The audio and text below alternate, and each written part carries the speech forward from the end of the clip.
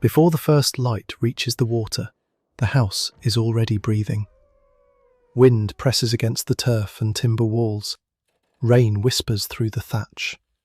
Beneath the roof, a fire that has survived the night glows red under a coat of ash, and above it hangs a dark cloud of smoke that has nowhere easy to go. There is no glass window to brighten the room, no chimney to pull the fumes cleanly upward. A small opening in the roof offers an escape, but much of the smoke lingers beneath the rafters, stinging eyes, blackening beams, settling into wool, hair, bedding, and lungs. Somewhere in the dimness, a child coughs. A cow shifts behind a wooden partition. A dog lifts its head, listens to the storm, and lowers its muzzle again. This is a family home in Scandinavia near the middle of the 10th century, at the height of what we now call the Viking Age. It stands within sight of a narrow fjord, on land that has been cleared, drained, fenced, inherited, argued over, and worked by generations. The people sleeping here would not call themselves Vikings. For them, to go Viking is closer to an activity, a voyage made for trade, opportunity, plunder, service, or war. Most will never raid a monastery, never stand in a shield wall, and never see Constantinople. They are farmers, fishers, herders, weavers, traders, craftspeople, children, elders, servants, and enslaved labourers. Their world is not built primarily around the longship. It is built around this longhouse, this field, this fire, and the terrifying question that returns every year. Will there be enough to survive the winter? The word family also means something larger here than it often does today. The household is not simply a husband, a wife, and their children. Under one roof, or in several buildings around one farmyard, may live grandparents, unmarried siblings, foster children, widowed relatives, hired workers, dependents, guests, and thralls, the unfree people owned by others. Kinship stretches outward through marriage, blood, oath, and obligation. A person belongs to a web of names and memories. Who your father was, whom your mother descended from, who stood beside your family at a legal assembly, who owes compensation for an old injury, and who might shelter you in a bad year, can matter as much as personal courage. To be alone is not freedom. To be alone is danger. The first person to rise is likely the one responsible for the fire. She kneels beside the central hearth and gently clears the ash, searching for a living ember. Fuel has value. Making flame from spark and tinder is possible, but preserving yesterday's fire is easier, and the day cannot properly begin without heat. She adds dry grass, shavings, and split wood. The glow becomes a thread of flame. It catches, hesitates, then climbs. Shadows move across the curved walls. The longhouse is the largest building on the farm and the centre of its life. Its size and form vary across the Viking world, from Denmark and southern Sweden to Norway, Iceland, the North Atlantic islands and settlements overseas. Some are modest. Others, especially halls belonging to chieftains and wealthy landowners, are enormous declarations of power. Yet the basic experience is shared. Heavy posts carry the roof. Walls may be built from planks, wattle and daub, stone, or turf, depending on local material and climate. The sides often bow outward, giving the building the long, curved shape that archaeologists can still trace from post holes in the soil. The roof drops low, helping the structure resist wind. Along the walls, raised benches serve as seats by day and beds by night. Chests hold clothing, tools, imported valuables, and the household's most precious stores. There may be few pieces of furniture beyond stools, benches, a table, a loom, and the master's high seat in a rich hall. The room is practical because nearly everything inside has been made slowly, by hand, from material that took labour to gather. There is no private bedroom. Privacy is rare. Bodies sleep close together for warmth, divided more by rank and custom than by solid walls. Married adults, children, servants, visitors, and sometimes animals share heat, sound, smell, and darkness. A curtain, chest, or wooden screen may create a small boundary, but life remains visible. Birth, sickness, arguments, affection, prayer, sex, old age and death all happen near other people. The modern idea that every child requires a separate room would seem astonishingly wasteful. Space is expensive to build, and even more expensive to heat. At one end of some rural longhouses, cattle, sheep or goats stand in stalls. Bringing livestock under the same roof protects valuable animals from weather and theft, and their body heat warms the building. It also brings flies, dung, noise, moisture and disease. The floor is hard-packed earth, sometimes strewn with rushes or other plant material. It absorbs spilled broth, grease, mud, blood from slaughter, animal waste, and the debris of work. In towns such as Jorvik, the Viking city beneath modern York, excavated floors preserved an astonishing record of ordinary life. Seeds, bones, insects, wood shavings, lost beads, broken tools, and objects trampled where they fell. The dirt was not empty. It was an archive waiting 1,000 years to be read. Now the household begins to stir. The mistress of the farm, whose authority is often symbolized in modern retellings by the keys at her belt, checks the fire and the morning meal. Archaeology warns us not to make the key too simple a symbol.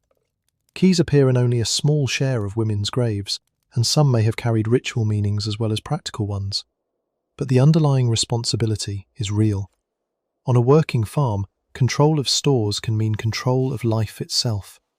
Grain, dried fish, smoked meat, butter, cheese, cloth, seed, iron, and silver must be counted, protected, and rationed. A generous feast may build reputation, but careless generosity in autumn can become hunger in spring. She is not merely performing domestic chores in the modern sense. The household is the main unit of production. There is no distant factory making the family's clothing, no supermarket replacing spoiled food, no public service rescuing a farm that has misjudged its reserves, turning milk into butter and cheese, wool into yarn, yarn into cloth, grain into flour, and a slaughtered animal into meat, hide, sinew, horn, bone, fat, and tools is economic power. The person directing this work is helping to manage an enterprise on which every dependent life rests. Her husband may be present, sleeping near the high seat, or he may be far away. Perhaps he has gone to a seasonal market at Hedeby, Birka, Kaupang, or Ribe. Perhaps he has joined a king's fleet. Perhaps he has sailed west to England, east through the Baltic, and along the rivers toward the lands of the Rus, or north to fishing grounds. Perhaps he is dead, and the farm is now managed by a widow whose legal and social position can be stronger than that of a young, unmarried woman. Voyages shape family life not only through the men who leave, but through the women, children, and workers who remain. The heroic poem follows the ship. Survival remains at home. The household wakes in order of need, not comfort. A small child is wrapped in wool and fur, still warm from the bodies beside him. An older girl rises to carry a wooden bucket. A boy checks a tether and receives a sharp instruction when he moves too slowly. A grandmother, if she has survived childbirth, infection, accident, and decades of hard labour, may hold knowledge no one else possesses. Which plants soothed a cough last winter, where a boundary stone once stood? How a difficult birth was managed? Which family can be trusted, and which insult must never be repeated in public? An old person is physically vulnerable, but memory has value in a culture where most knowledge is carried by voice. The enslaved members of the household wake too. Old Norse law distinguishes the free from the unfree, and that distinction penetrates nearly every part of life. A thrall may have been born into bondage, punished into it, purchased at a market, or captured far from home. A woman taken from Ireland, an English boy seized during a raid, or a person sold through the river routes of Eastern Europe, may now labour on a Scandinavian farm whose language was once foreign to them. Their tasks often include the heaviest and least desirable work: tending animals, spreading manure, repairing fences, grinding grain, cutting fuel, carrying water, and serving at meals. Some may gain trust, form families, earn money, or eventually be freed. None of this erases the central fact. They are property under law. They can be bought, sold, inherited, sexually exploited, separated from their children, and denied the protection that free kin provide. The warmth of the Viking home was therefore not shared equally. The same fire that illuminates family closeness also reveals hierarchy. The free landowner sits where guests can see him. The mistress controls work and stores. Children learn their rank before they understand the law. A poor dependent measures every word. A thrall waits until others have eaten. The longhouse gathers people together, but it does not make them equal. Outside, dawn arrives without sunrise. In a northern winter, the day may remain short and blue, while in summer, the darkness may barely settle at all. Geography governs the household. Southern Denmark offers arable land where barley, rye, oats and some wheat can grow. Mountain valleys and narrow coastal strips in Norway demand different balances of grazing, fishing, hunting and small-scale cultivation. In northern Scandinavia, Norse-speaking farmers live beside and trade with Sami communities whose knowledge of inland landscapes, hunting, fur and reindeer economies is essential to wider exchange. There is no single Viking family, just as there is no single Viking landscape. The family near the fjord measures time less by numbered dates than by work and season. There is the time to repair tools, the time for lambing, the time to sow, the time to cut hay, the time to harvest, the time to slaughter, the time when ships can sail, and the time when ice closes routes. The year is a chain of tasks. Miss one link and the consequences may not appear immediately. Hay not gathered in summer becomes cattle lost in winter. Seed eaten in hunger becomes a field left empty in spring. A leaking roof ignored in dry weather becomes rotten timber during the rains. Morning food is simple. Yesterday's porridge may be warmed with water or milk. A coarse piece of rye or barley bread is broken and shared. There may be curds, dried fish, an onion, a little butter, or leftover stew if the household is fortunate. Wheat bread is a luxury in many regions, associated with the wealthy. Honey offers sweetness, but it is valuable and cannot be poured carelessly. Beer made from grain is common in varying strengths. The weakest kind may be consumed by children as well as adults. Mead exists, but it is not the ordinary drink imagined by modern feasts. Honey is too precious. Strong ale and mead belong more naturally to hospitality, ritual, celebration and status. The cooking pot hangs above the fire or rests near it, and smoke moves around the cook's face. The central hearth gives heat and light, but it also slowly harms those who remain beside it most: women, small children, the elderly, and anyone whose work keeps them indoors. Studies of smoke-filled dwellings in other parts of the world help archaeologists understand the likely cost. Eyes water, chests tighten, soot enters lungs. A home can protect a family from freezing, while shortening its members' lives. This is one of the great contradictions of Viking domestic life. The house is a shelter and a hazard. The fire saves and injures. Animals provide warmth and contamination. Close sleeping preserves body heat and spreads parasites. Stored grain prevents starvation and attracts mice. Dogs guard the threshold and carry fleas. Every solution creates another problem. Cleanliness, however, is not absent. The stereotype of the permanently filthy Viking is too crude.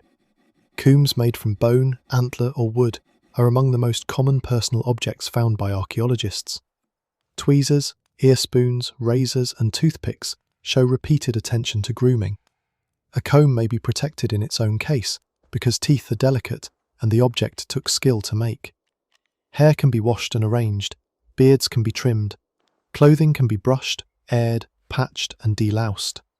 In England, later writers even complained that Scandinavian men bathed, changed clothes and combed their hair often enough to attract local women. Such hostile accounts are not neutral evidence, but their irritation is revealing. Bathing does not make the environment sanitary by modern standards. Water must be carried. Soap, when available, is handmade.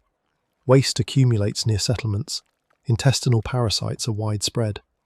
At Coppergate in York, preserved human waste revealed whipworm and moorworm eggs, evidence that the body itself carried an invisible burden. Moss could serve as toilet material. Latrines might be pits, simple seats above waste, or merely chosen places away from the main room. In a crowded town, smells from tanning, butchery, animals, hearth smoke, fish, refuse and human waste mix in the streets. People notice these smells, but they understand danger through experience, not germ theory. After the meal, the farm opens outward. Cattle must be fed and watered, sheep and goats are checked, manure is moved, ice may need to be broken. In summer, the animals may graze on distant pasture, watched by children, servants, or seasonal herders. The cow is not simply future meat. It supplies milk, calves, traction, hide, horn, bone, and status. Oxen pull heavy loads and, where used, help work the fields. Sheep transform grass into wool, milk, meat, skin, horn, and tallow. Goats survive on rougher ground. Pigs forage near woodland. Chickens, geese, and ducks turn scraps and insects into eggs and meat. Horses carry people, pull light vehicles, embody wealth, and sometimes enter ritual or burial. The relationship between family and animal is intimate but unsentimental. A child may know the temperament of every cow and still watch one slaughtered before winter. Affection exists, but so does calculation. The household cannot feed every animal through the cold months. Autumn slaughter reduces the mounds that require hay and fills the store with meat that must be salted, smoked, dried, fermented, or eaten quickly. Nothing is wasted if skill can prevent it. Fat becomes fuel, food, or treatment for leather. Sinew becomes thread or binding. Horn becomes cups, combs, spoons, and handles. Bone becomes needles, skates, gaming pieces, pins, and tools. Hide becomes shoes, straps, bags, shields, and coverings. Survival lies in knowing how many lives can be extracted from one body. The family itself is organised with the same practical intensity.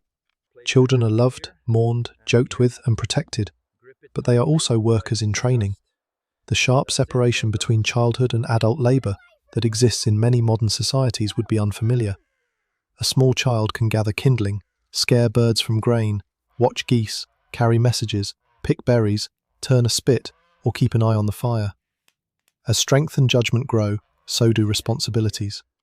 Boys and girls learn by watching, imitating, and being corrected. There is no school bus arriving at the lane, no classroom separating education from production. The farm is the school. The year's work is the curriculum. A daughter may sit near her mother or another skilled woman and learn to prepare wool. She sees the fleece cleaned and sorted. She learns which fibres are suited to fine thread and which to coarse cloth. She watches a spindle turn, first awkwardly in her own fingers, then steadily. The motion looks small, almost effortless, but it must be repeated thousands upon thousands of times. Before weaving can begin, enough yarn must exist. Before enough yarn exists, countless hours must be taken from a human life. A son may follow an older man to mend a fence, shape a wooden peg, sharpen a tool, or inspect a boat pulled above the tide. Yet gendered work is not an unbreakable wall. Every household uses the labour available. Illness, widowhood, travel, poverty, and season rearrange duties. Museum categories can make life look tidier than it was.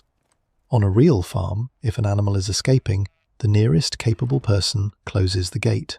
What children learn most deeply is attention. They learn the sound of rain on a roof that may fail, the smell of milk turning, the colour of iron when it can be worked, the feel of grain dry enough to store, the behaviour of an animal before a storm, and the silence that follows an insult at the table. They learn which adults can be approached, which stories make the room laugh, where weapons are kept, and when not to speak. Knowledge is physical, social, and immediate. Their lives are also precarious. Infant mortality is high, many graves are small. Infection can follow a cut, a burn, or childbirth. Diarrheal illness can take a weakened child quickly. Winter exposes the underfed. Smoke damages young lungs. A fever has no measured temperature, no laboratory name, and no guaranteed treatment. Parents know remedies, prayers, charms, and practical care, but they also know helplessness. The average lifespan at birth is dragged down by the number who die very young. Those who survive childhood may live into middle or old age, but reaching adulthood is itself an achievement. Some newborns may be exposed and left to die, especially when deformity, extreme poverty, illegitimacy, or family decision marks them as impossible to support. The practice is difficult to measure, and later written sources must be used cautiously, but it belonged to the moral and legal debates of the period. As Christianity spreads, church teaching and law increasingly condemn exposure. The change is real, yet no decree can remove the hunger or fear that led desperate households to such choices. When a child survives, naming binds the new life to the kin group. Names may recall gods, animals, valued qualities, or ancestors. Thor appears within many male names. Bear, wolf, raven, peace, beauty, battle, protection, and sacredness echo through what people call one another. A name can preserve a dead relative and carry expectations into the future. It also helps locate a person within a family story. Long before written certificates, identity is spoken aloud by those who remember. Children play as well as work. A carved wooden animal, a tiny boat, a spinning top, a ball, a miniature weapon or a gaming piece can turn a pause into a private world. They wrestle, run, climb, slide on ice, imitate adults, and turn work into competition. Bone skates tied beneath shoes allow older children and adults to move across frozen surfaces, pushing with a pole. Board games teach patience, aggression, counting, and the protection of a king. Dice introduce chance, excitement, and quarrels. In the glow of the hearth, the boundary between lesson and entertainment disappears. The longhouse is loud with instruction, animal sounds, tools, coughing, grinding, and talk. Yet for long periods, work can also be repetitive enough to create silence. A hand mill turns. The upper stone circles against the lower. Grain becomes meal a little at a time. The sound continues until shoulders ache. Grinding is so ordinary that heroic literature barely notices it, but a household cannot live on glory. It lives on someone turning the stone. Archaeology often recovers the things that resist decay. Iron rivets, stone weights, fired clay, bone pins, glass beads, silver coins.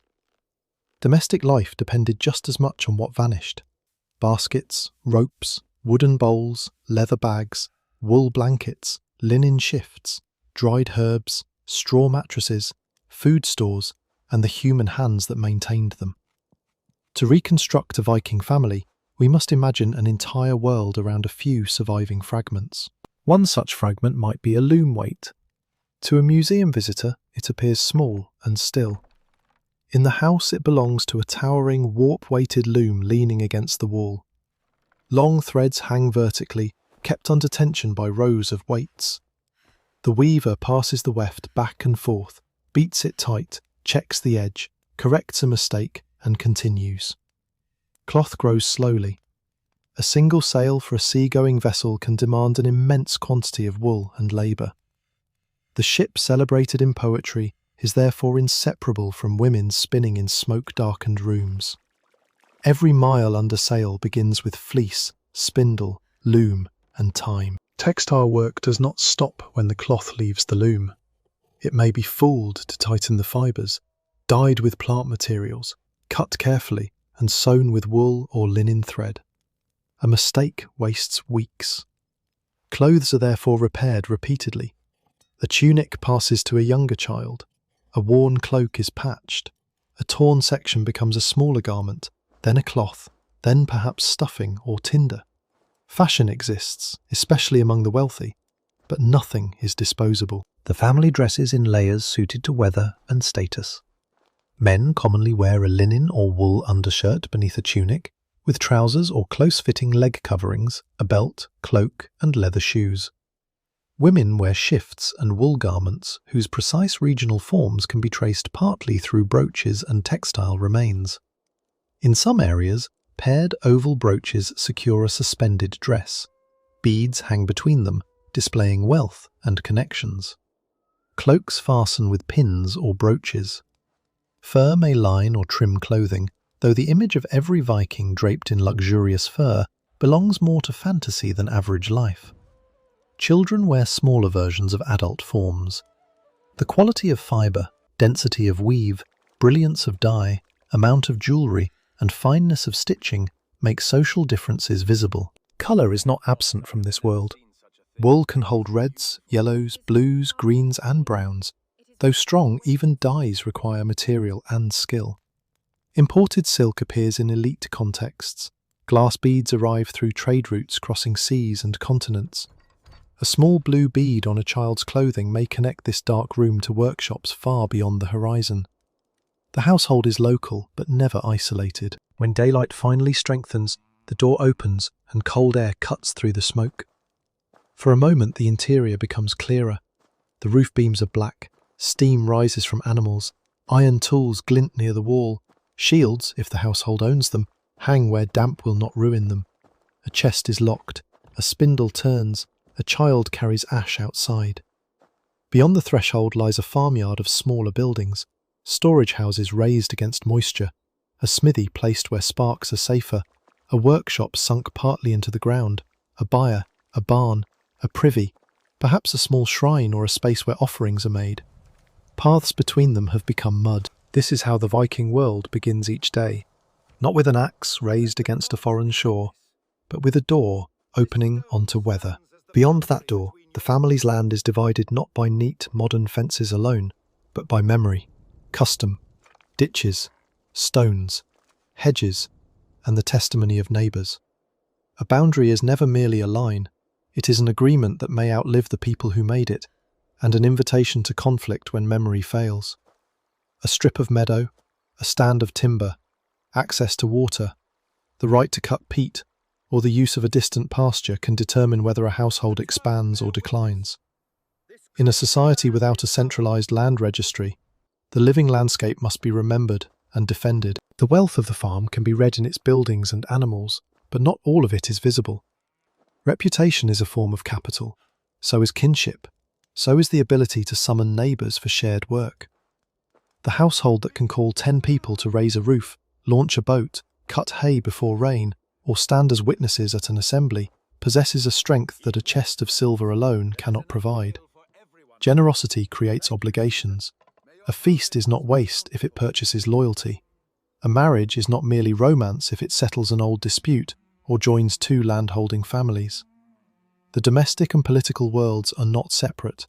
Power grows around a hearth. Spring tests what winter has left. The last stores are low. This is the hungry season, when daylight returns before abundance does. A bin that seemed full in autumn now shows its bottom. The best grain must be protected for sowing, even if children ask for more bread. Cows may be thin after months on stored fodder. Pregnant animals require attention. Roofs and fences damaged by wind need repair, just as the fields demand labour. The family has survived the darkness, but survival is not complete until new food begins to arrive. The first milk after calving is precious. A household with cows, sheep and goats can turn grass into nourishment, but fresh milk spoils quickly. Much of it is processed into butter, cheese, curds and sour products that keep longer and travel better. Churning is physical work. The rhythm continues while other tasks wait. Butter can be eaten, stored, traded, or packed for a voyage. Whey can become drink or food. Nothing that contains useful energy is dismissed. Eggs return with the season. Wild greens push through the soil. Nettles, sorrel, wild onions, and other plants can break the monotony of stored grain and preserved meat. Their exact use differs by region, and archaeology reveals them unevenly, but families know the edible landscape intimately. A child sent to gather plants does not wander at random. She learns which leaf nourishes, which heals, which stings, which poisons, and which belongs to someone else's land. Fields must be prepared. In some parts of Scandinavia, the older ard, which cuts the soil, is increasingly joined or replaced by a heavier mould-board plough capable of turning it. This can improve yields in suitable ground, but the tool is only as useful as the team, iron, timber, and animals available to pull and maintain it. Agricultural change is not a single invention arriving everywhere at once. It spreads through wealth, landscape, skill, and necessity. The household moves into the field. Seed is cast with practiced motion. Barley is essential for porridge, bread, and ale. Rye tolerates difficult conditions and can become dense sourdough bread. Oats feed people and animals. Wheat is grown, but in many places it remains less common and more prestigious. Flax may be cultivated for linen, requiring its own exhausting chain of processing. Peas, beans, cabbage-like plants, onions, and other crops add variety and resilience. One failed crop need not mean total disaster if another survives, but several failures together can unravel a community. Weather is watched with an intensity that modern forecasts have softened. A late frost can kill new growth. Too much rain can rot hay. Too little can stunt grain. A storm can scatter a nearly finished harvest. The sky is therefore read practically and spiritually. People notice cloud, wind, bird behaviour, sea colour, and remembered patterns. They also make offerings, speak charms, and invoke powers that govern fertility and season. When cause cannot be controlled, ritual gives fear a form. The ploughing scene contains nearly the whole household economy. A free landowner guides the team. A son walks beside him, learning when to lean and when to release. A thrall clears stones ahead. A woman follows another task at the field edge, perhaps bringing food, repairing gear, or managing workers. An older child guards livestock from the seedbed. Iron at the tip of the plough came from ore extracted and smelted by specialists or local workers. The harness was cut from hide. The wooden beam came from a tree chosen for shape. The seed came from last year's restraint. Agriculture is not a simple occupation. It is a system of accumulated decisions. At home, textile production continues because it must. Wool may be washed, combed, teased, spun, dyed, and woven while the agricultural year advances. Linen demands pulling flax, drying it, retting it so the useful fibres separate, breaking and scutching the stems, combing the fibres, spinning fine thread, and weaving. The clean, pale fabric at the end conceals mud, smell, patience, and countless failures. Linen against the skin can be more comfortable than coarse wool, and its quality can display wealth. Yet even a wealthy shirt begins in a field. Children grow into tasks through repetition. The first time a girl spins usable thread may be remembered because everyone has watched the uneven lumps become something steady. The first time a boy is trusted with a sharp tool marks a similar shift. There is no fixed ceremony for every household, but competence changes status. A child who can be trusted with animals, fire, a boat, a knife, or a message is becoming part of the adult world. Summer expands the farm's horizon.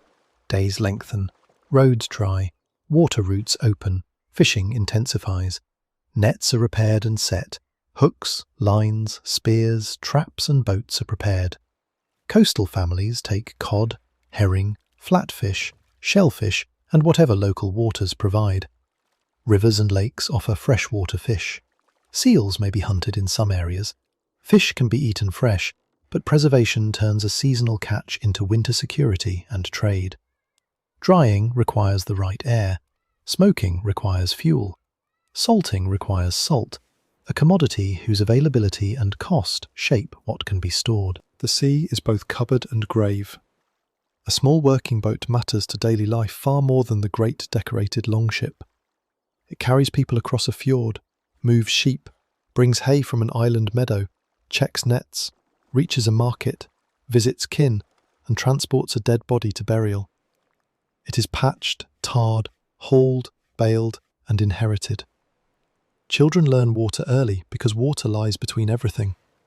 A boy who cannot manage an oar or read a sudden change in wind may not live long enough to become the warrior later stories imagine. Boat building draws the wider community together. Oak must be selected, felled, split and shaped so the grain gives strength.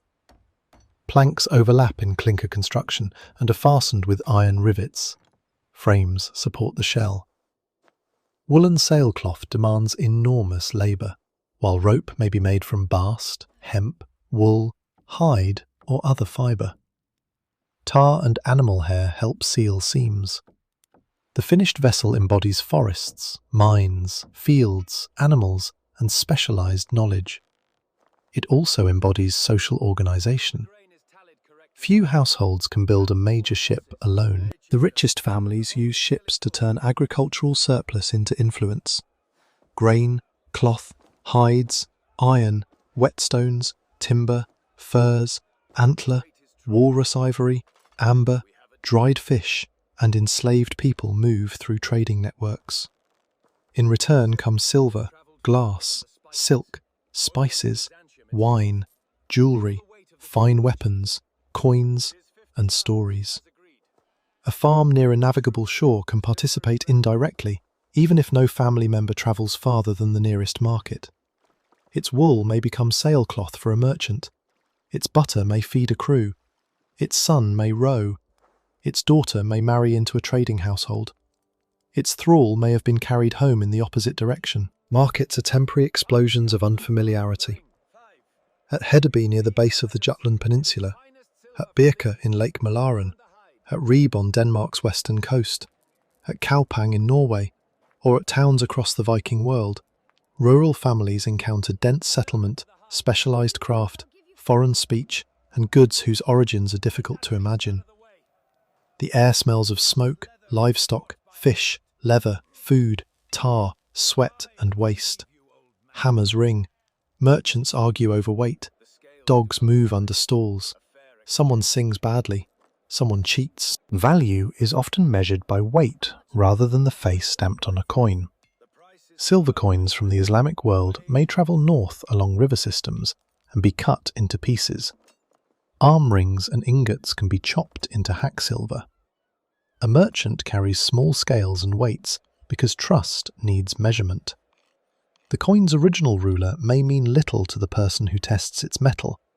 What matters is silver, verified in the balance. This produces one of the Viking Age's most striking contrasts. A woman who has never left her valley may wear a bead made from material carried across continents. A child eating barley porridge may sit beside a chest containing an Arabic dirham.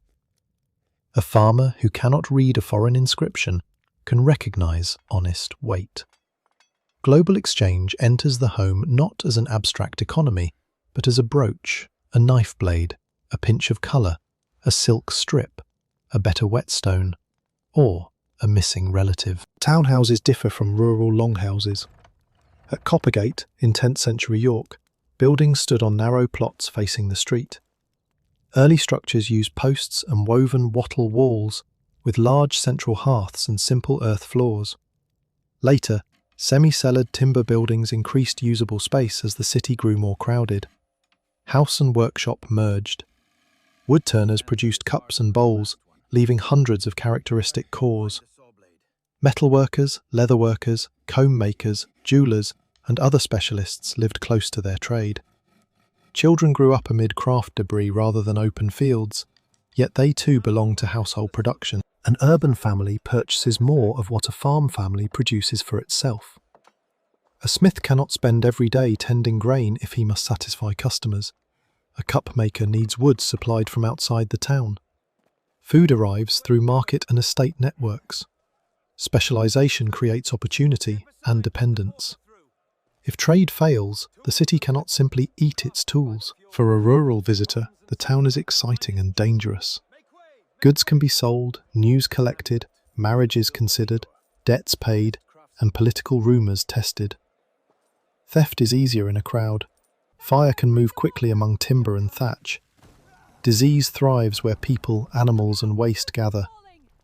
A young person may vanish into the town's possibilities, escaping family control or falling beyond family protection. The marketplace also reveals the legal difference between commodities and human beings, because in the Viking Age, people stand for sale. Slave trading is not a marginal accident of raiding, it is part of the economic system. Captives from the British Isles, Eastern Europe and elsewhere are moved through centres such as Hedeby and along the Volga routes. Buyers inspect bodies for strength, age, skill and health. Families are separated by price. The prosperity visible in silver and imported luxury has a human shadow. Later sources tell of churchmen horrified to see Christians enslaved by pagan traders, but moral opposition is inconsistent, and slavery exists across surrounding societies as well. The Viking world did not invent human bondage, it expanded and profited from it.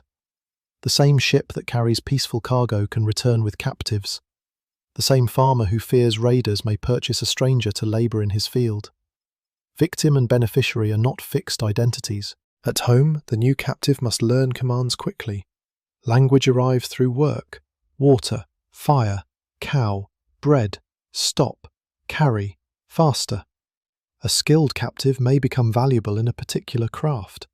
An enslaved woman may care for free children while being denied security for her own. A thrall may sleep beside the household, but remains socially separated from it. Familiarity can create attachment, resentment, dependence, or all three at once. Domestic intimacy does not dissolve coercion. Freedom can sometimes be purchased or granted. A freed person may still owe obligations to a former owner and may occupy an uncertain social place. Descendants can rise over time, especially where land, marriage, skill, and patronage allow. Yet legal categories endure in compensation values and rights. If a free person is killed, kin can demand substantial payment. If an unfree person is killed, the loss may be treated primarily as damage to an owner's property. The law makes social worth visible in numbers. As summer advances, hay becomes urgent. Grain can feed humans, hay keeps livestock alive.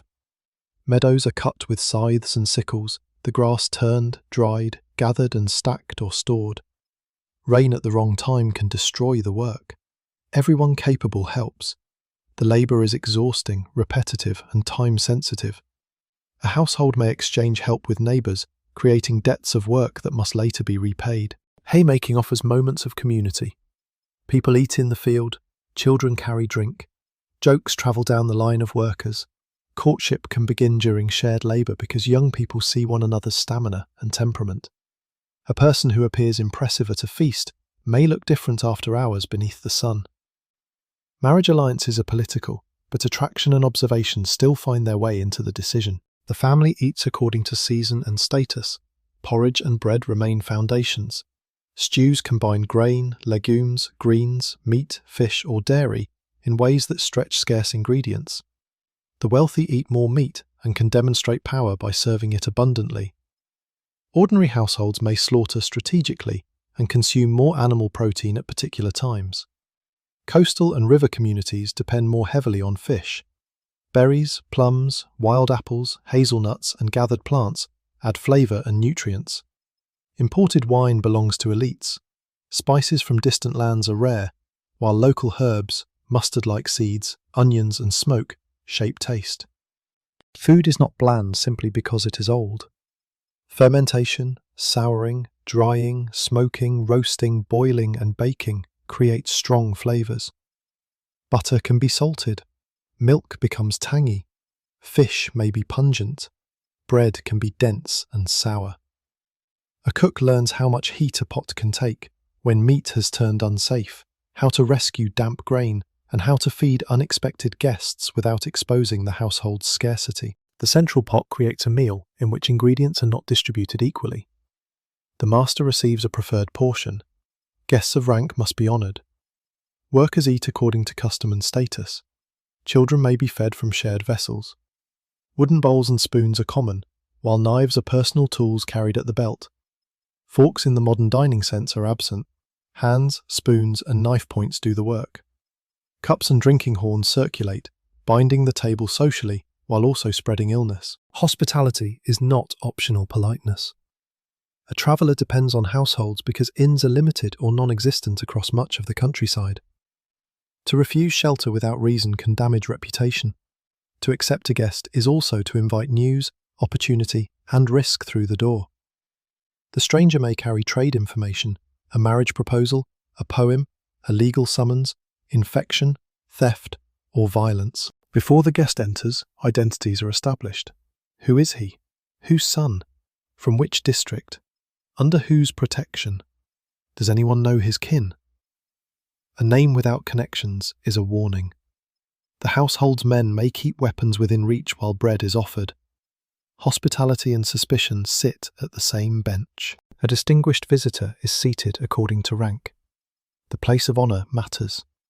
In a great hall, seating order maps political relationships.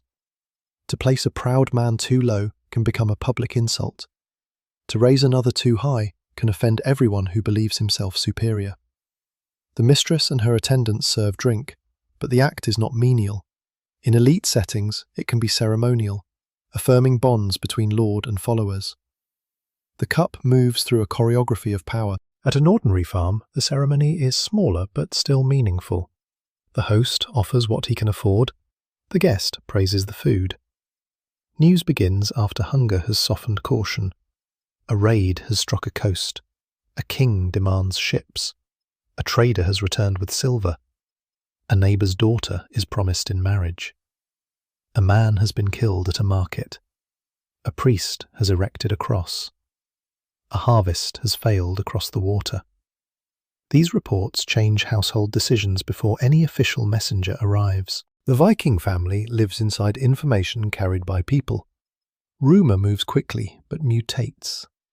A skaldic poem may preserve names and deeds with remarkable precision because its complex form helps memory, yet it praises patrons and shapes reputation. A saga written centuries later may contain echoes of real family conflict while arranging them for a Christian medieval audience. Runic inscriptions fix brief messages in wood, bone, metal, or stone, but most daily words disappear. The historical family is surrounded by voices we can no longer hear. Autumn brings the harvest, the most anxious labour of the year. Grain must be cut when ripe, bound, dried, threshed, winnowed and stored. A storm can flatten it, damp can rot it. Birds and rodents take their shares, thieves may take more. Children glean fallen heads because small losses accumulate into meals.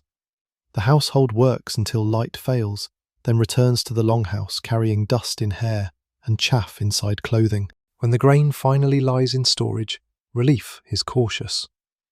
Quantity must be judged against the mouths of people and animals, the seed required for spring, the ale expected for feasts, obligations owed to a landholder or king, and the possibility of guests. A full bin is not abundance until all claims against it are counted. Autumn is so the season of slaughter. The farmyard fills with purposeful movement. Animals selected months earlier are killed before fodder becomes scarce. The work is skilled and direct. Children may be sent away from some moments, or they may be required to watch and help. Blood can be collected for food. Meat is cut with knowledge of preservation. Organs are used quickly. Hides are cleaned. Bones are sorted. The household enters winter through an act that is both necessary and emotionally charged. Feasting often follows slaughter and harvest, because fresh food is briefly abundant. Ale is brewed in larger quantity. Relatives arrive. Promises are renewed. Songs, riddles, boasting, games and stories extend deep into the night. A lyre or bone flute may be played. A skald, if one is present, turns a patron's generosity into verse. Children listen at the edges, absorbing genealogies and values through tales of gods, ancestors, tricksters, monsters, voyages, and revenge. We should not imagine that every person hears the myths in exactly the same way. Belief is not a printed handbook. Stories vary by region, teller, audience, and time. Odin may matter deeply to rulers, poets, and warriors. Thor's protection may feel closer to farmers and travellers. Freya and Freya are linked with fertility, prosperity, sexuality, power, and death in complex ways. Local spirits inhabit land and water. Ancestors remain socially present.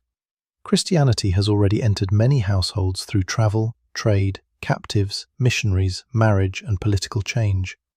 A person may wear a Thor's hammer beside a cross, not because belief is shallow, but because the world is uncertain and protection is welcome. Near the fire, an older relative tells of Lindisfarne.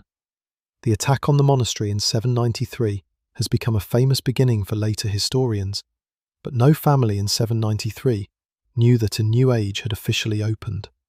Scandinavian travel, trade, and violence existed before the raid, and the people who struck the island did not think of themselves as inaugurating a textbook period. Yet the shock travelled through Christian Europe. A sacred place had been attacked, wealth had been taken, captives may have been carried away.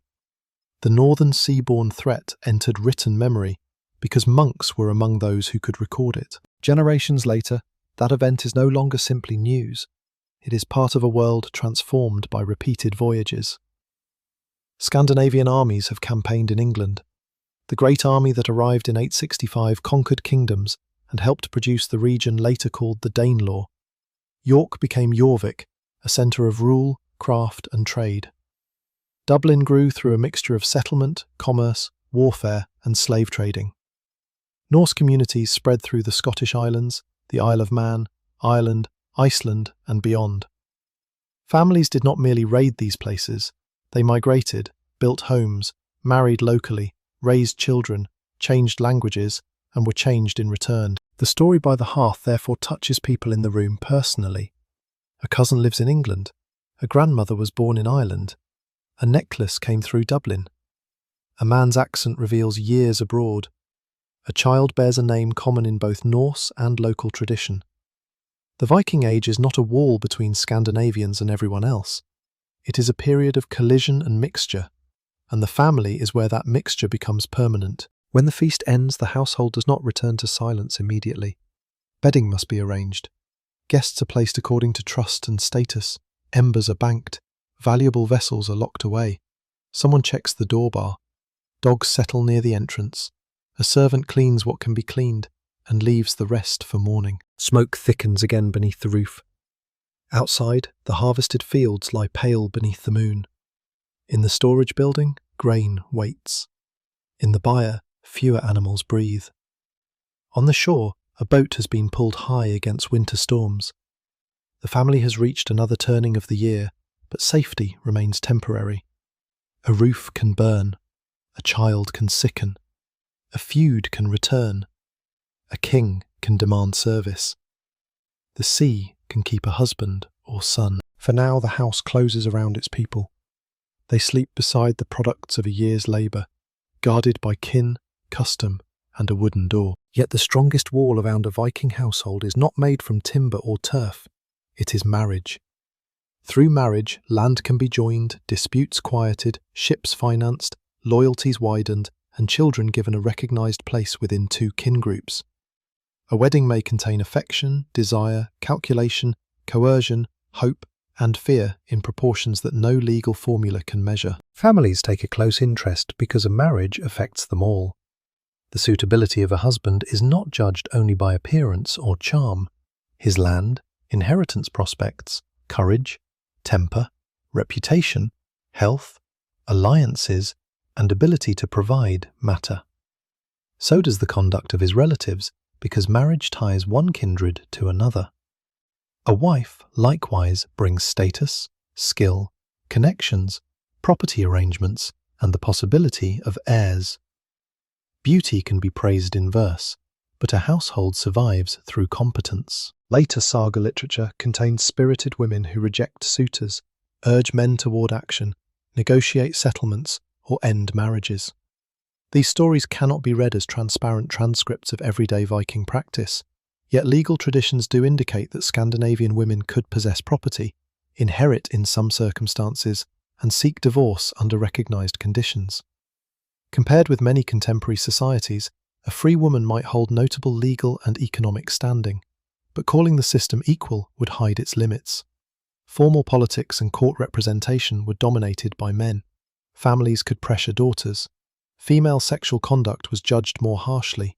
Violence, wealth, and status shaped whose rights could actually be enforced. Marriage begins with negotiation between households. Gifts and property arrangements matter because they define obligations and provide some protection if the union ends.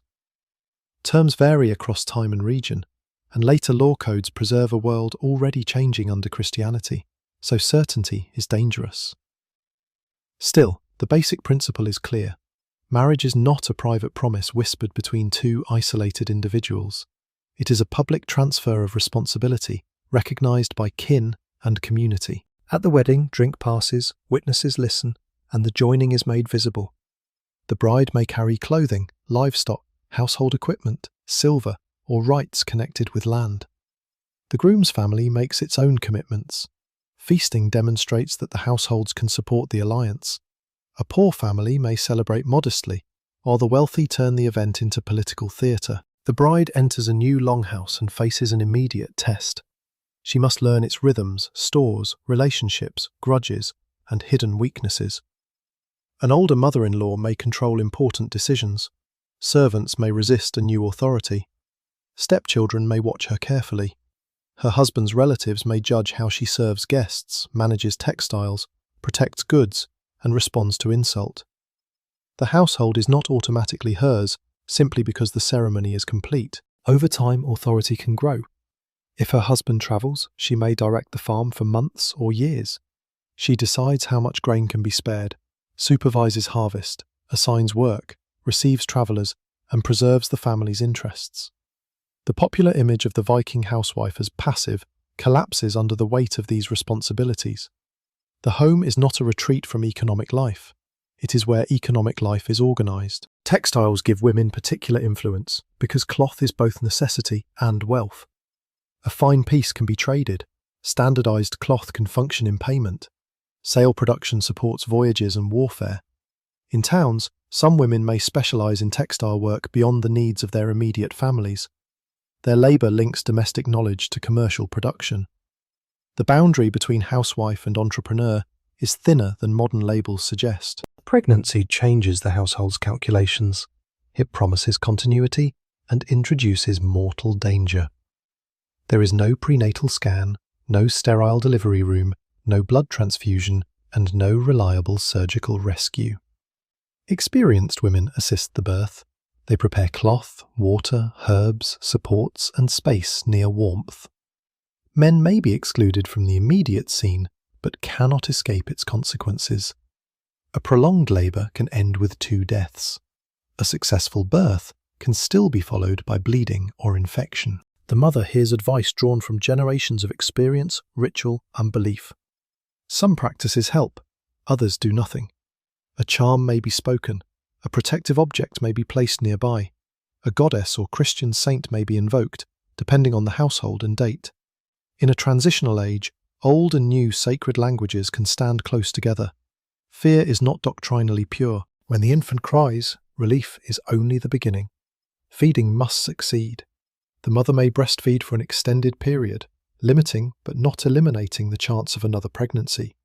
If she dies or cannot feed, another woman may nurse the child. High-status families can employ or compel a wet nurse. An enslaved woman's milk may sustain a free infant while her own child receives less care, another intimate cruelty buried within household survival. The newborn is inspected, named, accepted, and drawn into social life. Later Icelandic sources describe rituals of carrying a child into the family and giving water before Christian baptism reshapes the ceremony. Practices differ, but public acceptance matters. A baby becomes more than a biological fact. It becomes someone's daughter, someone's heir, someone's responsibility, someone's future ally. Parents do not love less because death is common. The evidence of mourning contradicts that convenient idea. Runestones commemorate sons who died abroad. Graves contain carefully chosen objects. Tiny garments and ornaments imply attention. Sorrow may be expressed differently, but repeated loss does not make loss painless. A father may be emotionally close to his children, though surviving texts favour public actions over quiet affection. He teaches, disciplines, arranges futures, and carries responsibility for family honour. A mother oversees daily survival and the early years, yet her influence can last long after children marry. Grandparents, aunts, uncles, older siblings, foster parents, and household workers all participate. Child-rearing is distributed because labour cannot stop. Fosterage creates bonds beyond blood. A child may be raised partly in another household, often to strengthen alliances or place the child under the guidance of a respected relative or supporter. The arrangement can connect unequal families, with a lower status household fostering a child from a more powerful one and gaining patronage in return. The foster bond may become emotionally profound.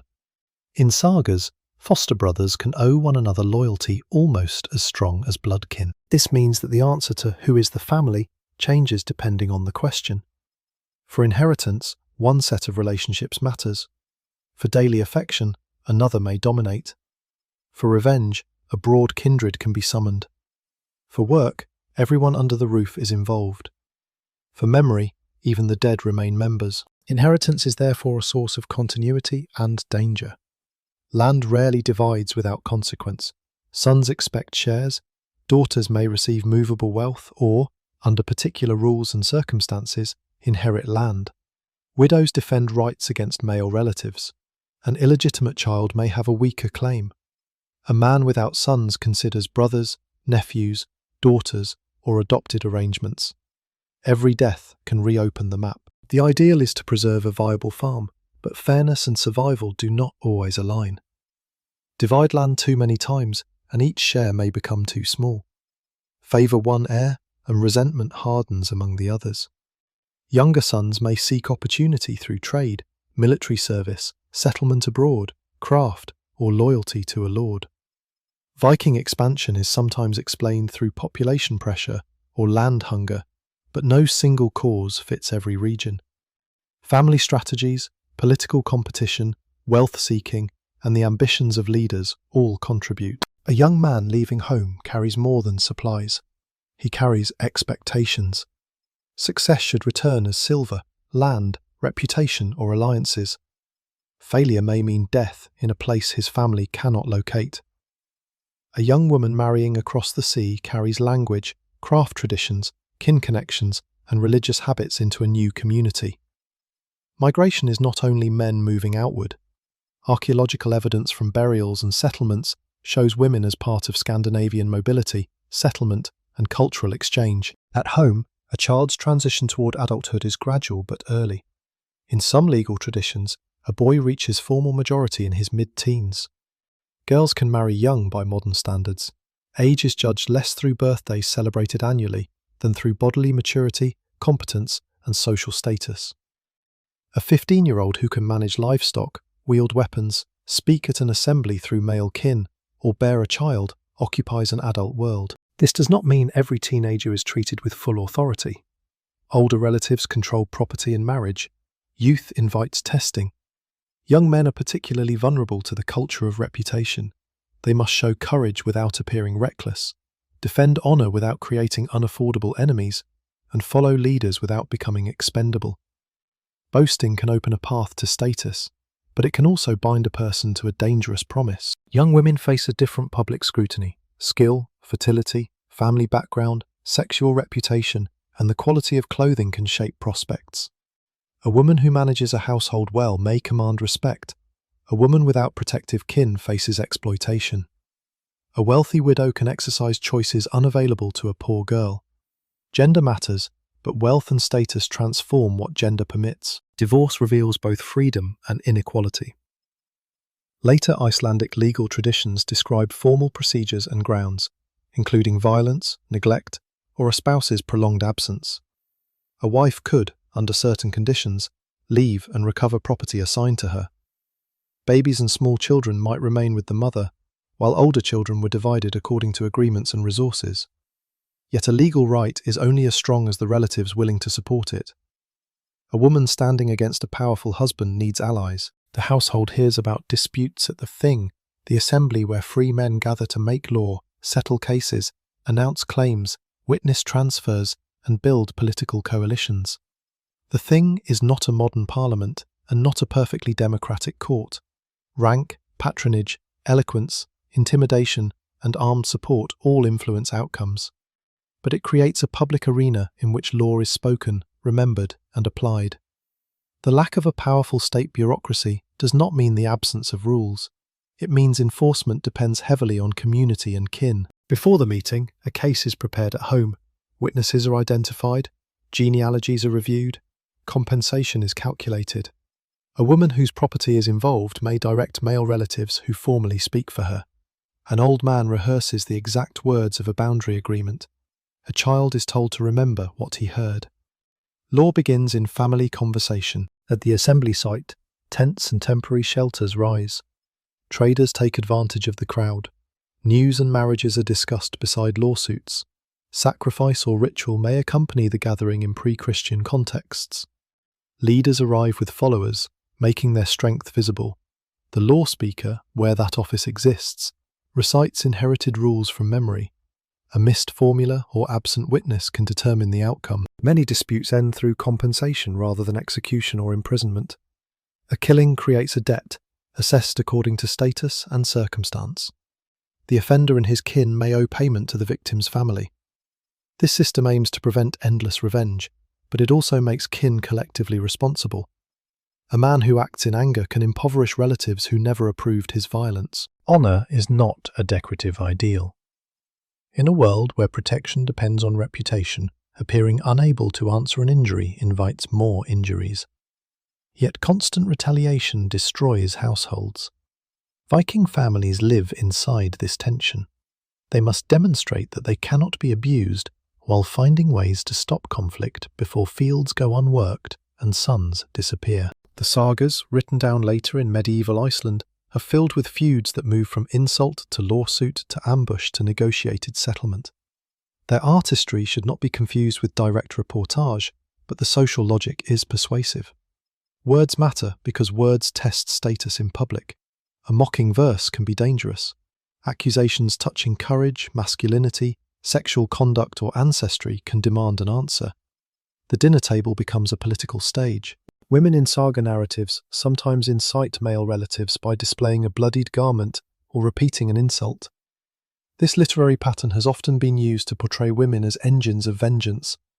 In reality, women also had every reason to restrain violence that could kill husbands, sons, and providers.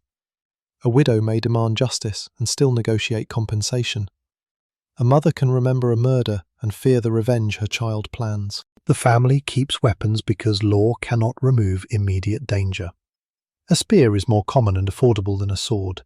An axe is both tool and weapon. Bows serve hunting and war. Shields require maintenance. Swords are prestigious, costly, often named in later stories and sometimes inherited. Chainmail and helmets belong mainly to those with resources. The popular image of every farmer fully armoured is fantasy. Weapon ownership does not turn daily life into constant combat. Iron is too valuable and labour too necessary for casual killing to be sustainable. Most disputes end before battle, but the possibility of violence shapes behaviour. Doors are barred, travellers announce themselves. Men avoid walking alone through an enemy's district. Families cultivate alliances. A wedding feast may settle what a sword cannot. There are also crimes within the household: theft from stores, assault, sexual violence, abandonment, and the mistreatment of dependents. Sources reveal only a portion, often when conflict becomes public. The house is not naturally safe for everyone inside it. Patriarchal authority, enslavement, and physical strength create opportunities for abuse. Community reputation can restrain some behaviour and conceal other behaviour. For a thrall, formal justice is especially limited. Owners may punish directly. Sexual access to enslaved women is part of the coercive structure. Children born from these relationships occupy uncertain positions determined by law, recognition, and power. Some may be accepted, freed, or integrated. Others remain unfree. The family tree can grow through violence as well as marriage. Christian teaching enters this legal and domestic world gradually. Missionaries preach one God, condemn certain sacrifices, regulate marriage, oppose the exposure of infants, and challenge the enslavement of fellow Christians. Kings recognize that conversion can strengthen alliances with Christian Europe and support centralized rule. Households encounter the new religion through a priest at a lord's hall, a cross worn by a traveller, a baptized relative returning from England, or a church rising near older sacred ground. Conversion is not one clean moment. The famous Yelling Stone, raised by King Harald Bluetooth in the later 10th century, declares that Harald won Denmark and Norway and made the Danes Christian. It is a royal statement carved in stone, powerful but not magical. A king can announce conversion more quickly than families can transform habits. Old practices persist. Christian burial spreads unevenly. A household may accept baptism while still honouring land spirits or consulting a seeress. The change reaches marriage and kinship slowly. The Church emphasises Christian ceremony, restricts marriage within certain degrees of relation, condemns concubinage, and strengthens its authority over sexual life. Elite men accustomed to multiple partners and flexible arrangements do not instantly obey. Women may gain certain protections and face new controls. Old law and church law overlap, compete, and merge. The dead become a battleground of belief. A pagan burial might include food, weapons, tools, jewellery, animals, a boat, or a mound that makes status visible. Cremation is used in some regions and periods, inhumation in others. A Christian burial increasingly places the body in consecrated ground, often with fewer grave goods and an east-west orientation. But archaeology finds mixtures. Symbols are not always clear. A grave can express family identity as much as private faith. When a household member dies, theology comes after practical shock. The body must be prepared, kin must be informed, work must be reassigned, property must be divided, debts must be settled. A child may stare at the bench where a grandparent slept and understand absence before doctrine. Death inside the longhouse is not removed by professionals. Relatives wash, dress, watch, and mourn. A body may remain close while funeral preparations are made. Smell and decay impose time. If weather, distance, or social rank delays burial, preservation becomes a concern. The household crosses a boundary together, carrying the dead person from familiar warmth into earth, fire, ship, mound, or churchyard. Funeral display communicates with the living. A rich ship burial is a claim about status and memory. The Oseberg burial in Norway, created in the early 9th century, contained 2 women and an extraordinary collection of carved vehicles, textiles, beds, chests, tools, animals, and household equipment. We do not know the women's exact identities, though one was likely a person of immense rank. The burial reminds us that female power could be represented on the grandest scale, and that domestic objects belong to concepts of authority, ritual, and the afterlife. Most families could never create such a grave. Their dead might receive a modest mound, a simple pit, a few personal objects, or no archaeologically visible marker at all. The absence of treasure does not mean the absence of grief. It means wealth determines what survives for us to find. After the funeral, the family returns to the house and confronts empty labour. Who now knows the weaving pattern? Who will guide the plough? Who controls the keys? Who cares for the infant? Who inherits the high seat? The social structure must close around the gap. Memory does some of that work. The dead are named in stories. An ancestor's weapon is displayed. A daughter receives a grandmother's bead. A son repeats a father's byname. A rune stone may be raised beside a road where travellers can read that someone died in Denmark, England, the East, or on a voyage. These stones are not private gravestones in the modern sense. They are public statements of kinship, property, faith, and honour. Many inscriptions are heartbreakingly concise. A mother raises a stone for a son. Brothers commemorate a man who died abroad. A wife records a husband. The formula can sound repetitive because memory needs recognisable form, but each name once opened a room of specific voices, gestures, and obligations. The stone says that someone belonged, and that those who remained had the resources and will to make belonging visible. Inside the house, memory is less durable but more detailed. It lives in jokes, recipes, scars, warnings, habits, and silence. A child knows not to use a particular cup because it belonged to the dead. A widow wakes before dawn because she has always listened for a husband who will not return. A freed person remembers a birth name no one else in the settlement can pronounce. This is the Viking family, beyond the image of the feast, an institution designed to carry land, labour, identity, and grief through time. The greatest strain on that institution begins when the sail is raised. Popular history places the traveller at the centre of the Viking Age because he crosses the visible horizon. The family experiences the voyage from the opposite direction. It watches the ship diminish until hull and mast become a dark mark on the water, and then it lives with the uncertainty left behind. A departure is planned long before the morning tide. Food must be preserved and packed. Water casks are prepared. Woolen clothing, sleeping gear, ropes, repair timber, tools, weapons, trade goods, scales, and silver are checked. Every object added to the ship competes with cargo and people for space.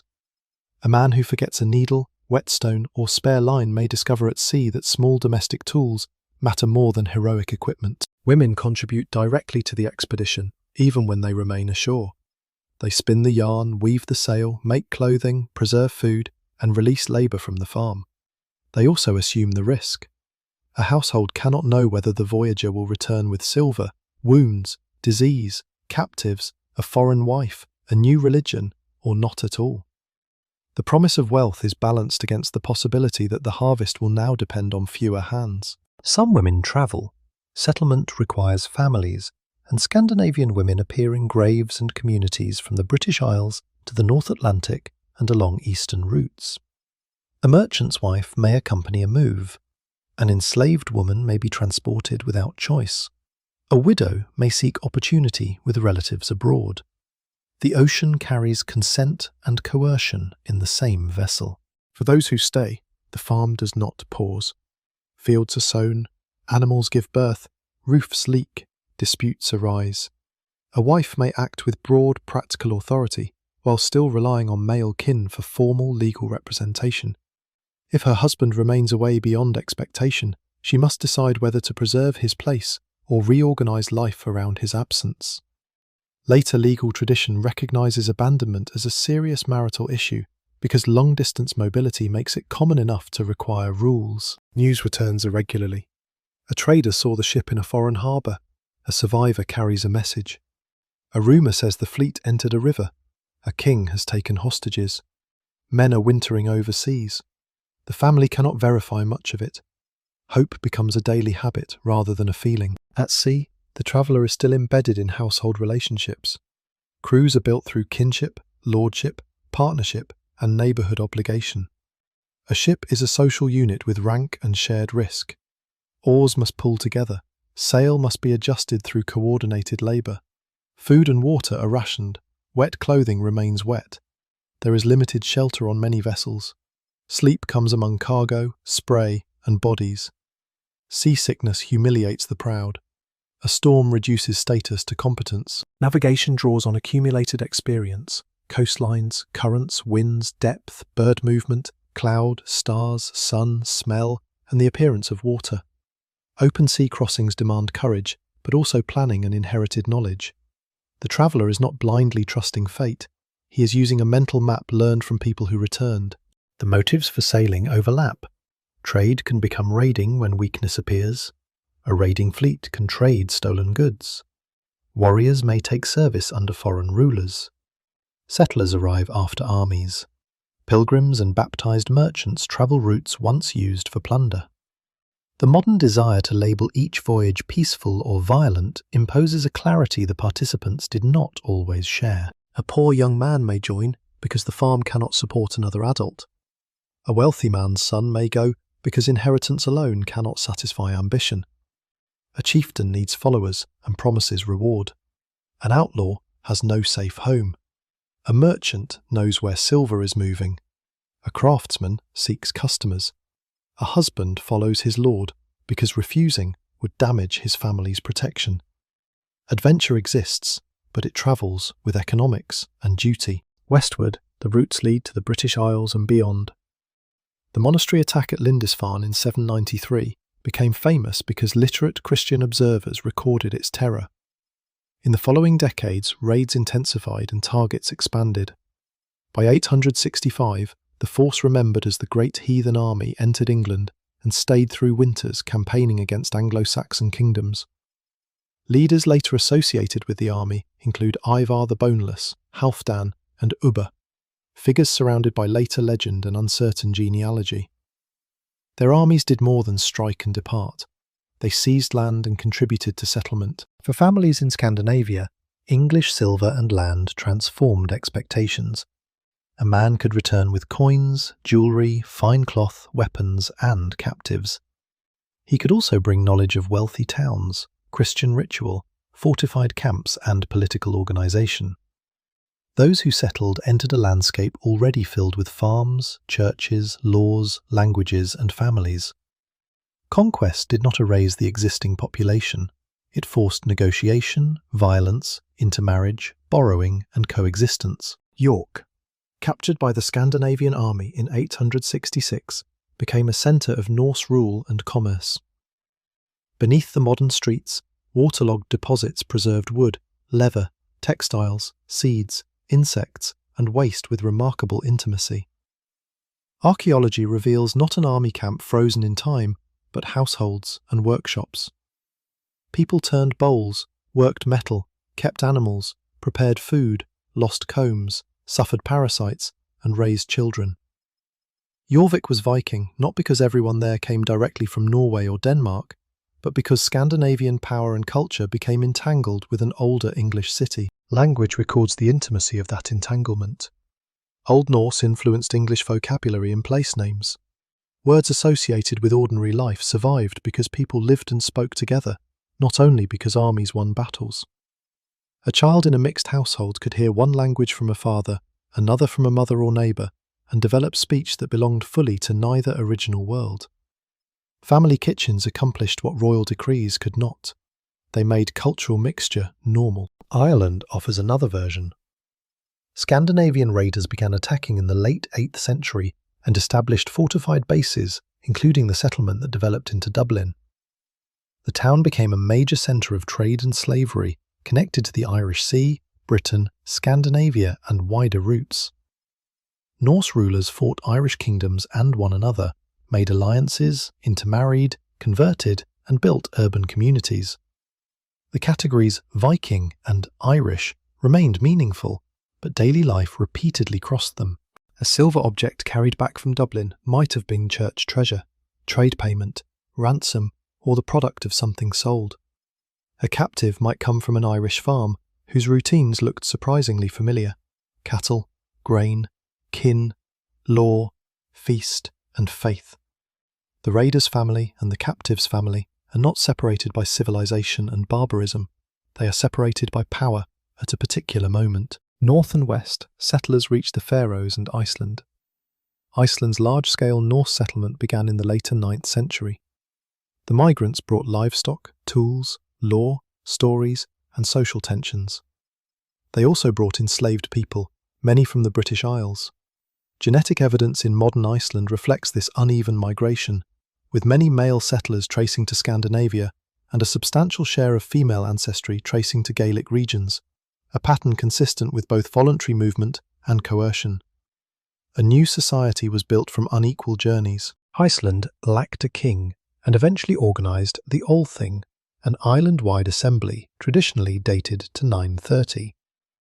Families claimed land, formed alliances, fostered children, married, sued, feuded, and depended on law without a central executive power. The later Icelandic sagas grew from this social landscape, though they were written centuries after the settlement. Their farmsteads, legal arguments, winter rooms, marriages, and revenge cycles remain among the richest literary imaginings of Norse family life, provided we remember the distance between the events and the texts. Greenland lay farther still. Norse settlement began around the end of the 10th century, traditionally associated with Eric the Red. Families established farms in sheltered fjords, raised livestock, hunted, traded walrus ivory, built churches, and maintained ties with Iceland and Norway. Survival required adapting European farming expectations to a harsher environment. The story is often told through male explorers, but no colony survives without women giving birth, processing food, making clothing, managing farms, and transmitting culture. Around the year 1000, Norse voyagers reached North America, and archaeology at Lanceau Meadows in Newfoundland proves a European presence. The settlement was limited and did not become a lasting colony. Even so, its buildings tell a domestic story. People repaired ships, worked iron, cooked, slept, and waited at the edge of an unfamiliar continent. A small spindle whorl found there has often been interpreted as evidence that women were present. The object is modest, but it changes the scene from a band of explorers to at least the possibility of a community attempting ordinary life. Eastward journeys were no less important. Swedish and other Scandinavian travellers crossed the Baltic, moved through river systems, traded with Slavic, Finnic, Baltic and steppe peoples, and participated in the formation of the Rus. They reached centres such as Novgorod and Kiev, continued toward the Black Sea and Constantinople, and travelled toward the Caspian world. Arabic silver flowed north in enormous quantities, much of it later buried in hoards. The rivers demanded repeated transitions. Ships were rowed, sailed, dragged, unloaded, and carried around obstacles. Crews faced tolls, raids, disease, political negotiation, and difficult currents. Goods moved south. Silver, textiles, glass, spices, and prestige moved north. Enslaved people were among the most profitable cargoes. Eastern wealth glittered in Scandinavian graves, while suffering vanished from the object label. In 921 and 922, Ahmad ibn Fadlan, an envoy from the Abbasid world, encountered traders he called Rus near the Volga. His famous description records tall bodies, weapons, trade, washing practices he disliked, sexual behaviour, religious offerings, and the elaborate funeral of a chieftain. The account is invaluable and limited. He observed a particular group through his own cultural expectations. It cannot stand for every Viking family. Yet his astonishment captures the distance these travellers cross. The funeral he describes includes the killing of an enslaved woman who is made to accompany the dead leader. The episode is disturbing because it exposes how ritual, status, and slavery could converge. It should not be generalized into a universal Viking funeral, but neither should it be softened into spectacle. A family that gained prestige through such a burial did so by ending another person's life. Constantinople, known in the Norse world as Miklagard, the Great City, drew traders and warriors. Scandinavians served in the Varangian Guard of Byzantine emperors, especially from the late 10th century onward. A man from a remote farm could stand beneath domes, encounter marble, silk, coins, bureaucracy, and Christian ceremony on a scale unimaginable at home. If he returned, his stories stretched the walls of the longhouse. Returnees changed domestic taste. They brought foreign clothing details, jewellery, weapons, coins, devotional objects, and habits. Some came home baptized. Some wore crosses as symbols of alliance or protection before their families fully understood Christian doctrine. Some carved runes far from home, leaving names on monuments or surfaces that still survive. The voyage became part of family identity. Grandfather served the emperor. An uncle died in Cirkland. A brother never returned from England. Not every return is triumphant. A man can arrive disabled by injury, sick from infection, or psychologically altered by violence. He may find that a child does not know him. A wife has become an independent manager. A brother has taken control of land, or an elderly parent has died. The household has continued without him. Homecoming requires negotiation. The returning voyager also brings risk of conflict. Silver must be divided among investors and crew. Promises made before departure are remembered. A lord claims a share. Relatives expect gifts. A captive represents both labour and moral rupture. A foreign partner or child complicates inheritance. Wealth expands the family and places pressure on it. If the man returns with a sword, it may become the most visible symbol of success, but the household values less dramatic cargo too. A fine comb, dye, silk ribbon, cooking vessel, glass bead, small balance weight, or better tool can enter daily use. Prestige becomes intimate. A woman fastens a brooch acquired through violence she never witnessed. A child plays beside silver earned in trade and ransom. Objects rarely confess their complete biographies. Kings understand the power of voyages and families. They demand ships, crews, tribute, and loyalty. They build fortresses, mint coins, sponsor churches, and attempt to turn local obligations into royal systems. Harald Bluetooth ring fortresses in Denmark, including Trelleborg, Furkat, Aggersborg, and Nonnebakken, express extraordinary organisation in the later 10th century. Their geometric planning and standardised buildings suggest centralised authority, capable of mobilising labour on a vast scale. That labour came from households. Trees were felled by men who might otherwise work farms. Earthworks were raised. Food had to sustain builders and garrisons. Thralls may have performed a substantial share of the hardest work. Royal monuments do not float above domestic economy. They consume it. Harold's own family demonstrates the danger of kingship. He commemorated his father Gorm and mother Thera at Yelling and proclaimed Christian conversion. Later tradition describes conflict with his son Svein Forkbeard. Svein became king and led campaigns against England. Svein's son Canute eventually ruled an empire linking England, Denmark and Norway. These royal families turned marriage, inheritance, baptism, rebellion and conquest into international politics, but the emotional structure remains recognisable. Fathers and sons competing, mothers used to establish legitimacy, children inheriting both wealth and enemies. Royal women can stand at the centre of these networks. Queens move between courts, sponsor religion, their heirs, and carry dynastic claims. Yet their visibility in written sources depends on male chroniclers and political usefulness. A queen's household management, grief, friendships, and daily negotiations mostly vanish. Power leaves records selectively. Christian kings established churches that slowly reorganize family time. Feast days, fasting rules, baptism, marriage restrictions, burial in churchyards, and tithes reshape the year. A priest may teach prayers while relying on the landowner who feeds and protects him. A wooden church rises near a farm or royal centre. Bells, where present, create a new sound of sacred authority. The older gods do not disappear at the bell's first ring. Thor's hammer amulets remain visible during the conversion era, perhaps partly as conscious statements in response to the cross. Burial customs overlap. Runic inscriptions invoke both inherited formula and Christian hope. A family may disagree across generations. A grandfather trusts the rights he has always known. A baptized son sees political advantage and spiritual truth in Christ. A daughter wears an object that can be read both ways. Conversion can also split communities. Sacred sites are challenged. Ritual specialists lose authority. Kings use religion to discipline rivals. Missionaries may condemn practices tied to fertility, ancestors, and seasonal feasts. Yet Christianity also offers new forms of literacy, international connection, charity, and a God not confined to local landscape. Families adopt, adapt, and resist according to experience. The ordinary meal changes slowly. Christian fasting eventually increases demand for fish on prescribed days. Church marriage rules alter alliances over generations. The prohibition of infant exposure enters law.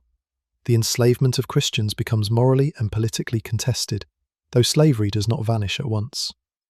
The dead move from household mounds toward communal churchyards. A new institution inserts itself between kin and the most important transitions of life. Literacy expands through church structures, but runes remain useful.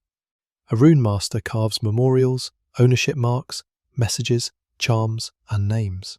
Short inscriptions can be personal, practical, obscene, sacred, or playful. Wood was probably a common writing surface, though it survives only in favourable conditions. At Bregen in medieval Bergen, later runic sticks reveal how casually runes could carry everyday communication. The roots of that practice reach back into the Viking world. Most family history is still spoken. Around the hearth, people recite ancestry because inheritance and honour depend on it. A skilled storyteller adjusts pace to the room. Children interrupt. An elder corrects a name. A visitor offers a different version. Truth is preserved through argument as well as repetition. Poetry makes memory difficult to alter casually. Skaldic verse uses dense metaphor, strict meter, and intricate sound patterns. A successful poem can immortalize a ruler's victory and a family's claim to connection. It can also hide ordinary people behind praise. The rowers, cooks, sailmakers, healers, captives, and bereaved appear only at the edge of the hero's fame. When winter traps the household indoors, these voices matter. Work continues in lamplight and firelight. Tools are repaired, wood is carved, wool is spun, nets are mended. Children are tested with riddles, men recount travel, women compare kin histories, and quietly correct male boasting. Enslaved people carry stories in other languages, perhaps sharing them only among themselves or teaching fragments to children they tend. The house becomes a map of the Viking world made from sound. England is a silver bracelet. Ireland is a captive song. The Baltic is an amber bead. Constantinople is a description no child quite believes. Greenland is a rumour of grass beneath ice. North America is not a continent on a map. It is timber, wild grapes in story, hostile encounters, and a voyage too difficult to sustain. The farther the world expands, the more important home becomes. Every route is measured from a hearth someone hopes to see again. Winter measures whether that hearth was managed well. The door stays closed longer. Smoke grows thicker. Damp enters wood, bedding and joints. The animals kept near the living space add warmth, but their fodder shrinks with every feeding. Each morning someone checks the hay with a calculation that feels almost like prayer. The family cannot create more summer once winter has begun. It can only redistribute what summer left. Portions become smaller. Meat may remain for those whose labour is most valued. A sick child receives a richer broth if affection and resources allow. An enslaved worker may be fed only enough to continue working. Hospitality becomes dangerous because a guest consumes the future one mouthful at a time. Yet refusing a known relative can fracture the very alliances that make survival possible. Hunger rarely arrives as a single dramatic emptiness. It begins with substitution. Better grain is saved, then seed grain is considered. More bark, husk, weed seed or poor flour may enter bread. Animals are slaughtered earlier than planned. Tools and jewellery are traded for food. Children become quiet. Adults lose strength. Disease finds bodies already weakened. A regional crop failure can be survived through trade if roads and water remain open, and if the household has something to exchange. A wider failure is different. Grain prices rise. The wealthy buy what the poor cannot. Dependents leave in search of support. Theft increases. A desperate free person may enter servitude or slavery through debt and punishment. Famine converts natural hazard into social hierarchy. Climate varies across the 3 centuries of the Viking Age, and no simple story of warm expansion or sudden cold explains every settlement. Families experience climate locally, a sequence of wet summers, sea ice, storm damage, erosion, drought, or a late thaw. Modern scientific methods read tree rings, pollen, ice, and sediment to reconstruct patterns, but the people themselves experience them as memory. The year the hay rotted. The winter the fjord remained open. The spring when the cattle died. Family history is environmental history spoken in human terms. Cold alters the body. Fingers stiffen around tools. Old injuries ache. Frostbite threatens travellers and herders. Clothing is layered, stuffed, belted, and repeatedly dried near the fire, where a moment of inattention can send sparks into wool or thatch. Shoes made from leather absorb water and wear quickly. Dry foot wrappings matter. A cloak can be bedding, shelter, status, and the difference between life and death. The house is warmest near the hearth and smoky above it. Sleeping benches along the walls may be covered with straw, hides, wool blankets, or imported bedding in wealthy homes. Fleas and lice share the warmth. Combing is hygiene, social care, and routine inspection. One person picking lice from another's hair occupies an intimacy that archaeology can show only through the comb left behind. Light is limited. The fire provides most of it. Small lamps burning animal or fish oil add a weak flame. Candles require fat or wax and are not wasted casually. Work done after sunset must be close to the light. Spinning, mending, carving, storytelling, repairing tackle. Fine detail strains the eyes. Smoke makes it worse. Night has its own fears. The physical world is not understood as empty of unseen beings. The boundary between farm and wilderness carries spiritual danger. Mounds may hold the dead. Water has powers. Dreams can warn. A sudden illness may be attributed to hostile magic, offended beings, fate, or divine will as well as recognizable physical causes. These explanations are not mutually exclusive. A person can clean a wound and speak a charm. Magic in the Norse world appears through archaeology and later texts in forms that resist simple definition. Seeresses, often called volur in later sources, are described travelling between farms, receiving hospitality, sitting on elevated seats, and performing prophecy. Staffs found in certain rich female graves may relate to ritual authority. Some practices called seder were associated with Odin and with women, and men who practiced them could face accusations that challenged masculine honour. Religion is therefore also a language of gender and social power. A family consults a ritual specialist because uncertainty has become unbearable. Will the missing ship return? Will the child survive? Is the coming harvest safe? The answer may be ambiguous, but the ceremony gathers fear into a public moment. The seeress's clothing, staff, seat, song, and performance create authority. Those present hear not merely a prediction, but a way to act. Household ritual can be quieter. Food or drink is offered. A small object is buried. A doorway is marked. A person touches an amulet before travel. Ancestors are addressed. Seasonal feasts renew relations between people, gods, land, and leaders. The modern separation between religion, politics, and family economy does not fit. Sacrifice can ask for fertility, demonstrate a chieftain's generosity, and feed a gathering at the same time. Animal sacrifice is visible in some archaeological contexts, though interpretation remains debated. Horses hold particular symbolic force in parts of the Norse world, linked to status, travel, fertility, feasting, and burial. Christian writers later emphasize pagan horse meat as a sign of unacceptable ritual, showing how food can become a boundary between religions. Human sacrifice appears in some written accounts and possible archaeological cases, but evidence must be handled carefully. Later Christian authors had reasons to portray paganism as monstrous, while unusual burials can have multiple explanations. The safest conclusion is neither that sacrifice was everywhere, nor that it never occurred. Certain elite rituals could involve lethal violence, especially against enslaved people, but the daily faith of most families centered far more often on season, household, protection, memory, and obligation. The family also carries a concept of fate that later texts call weird or urd in related traditions, though belief was varied and changed over time. Fate does not necessarily produce passivity.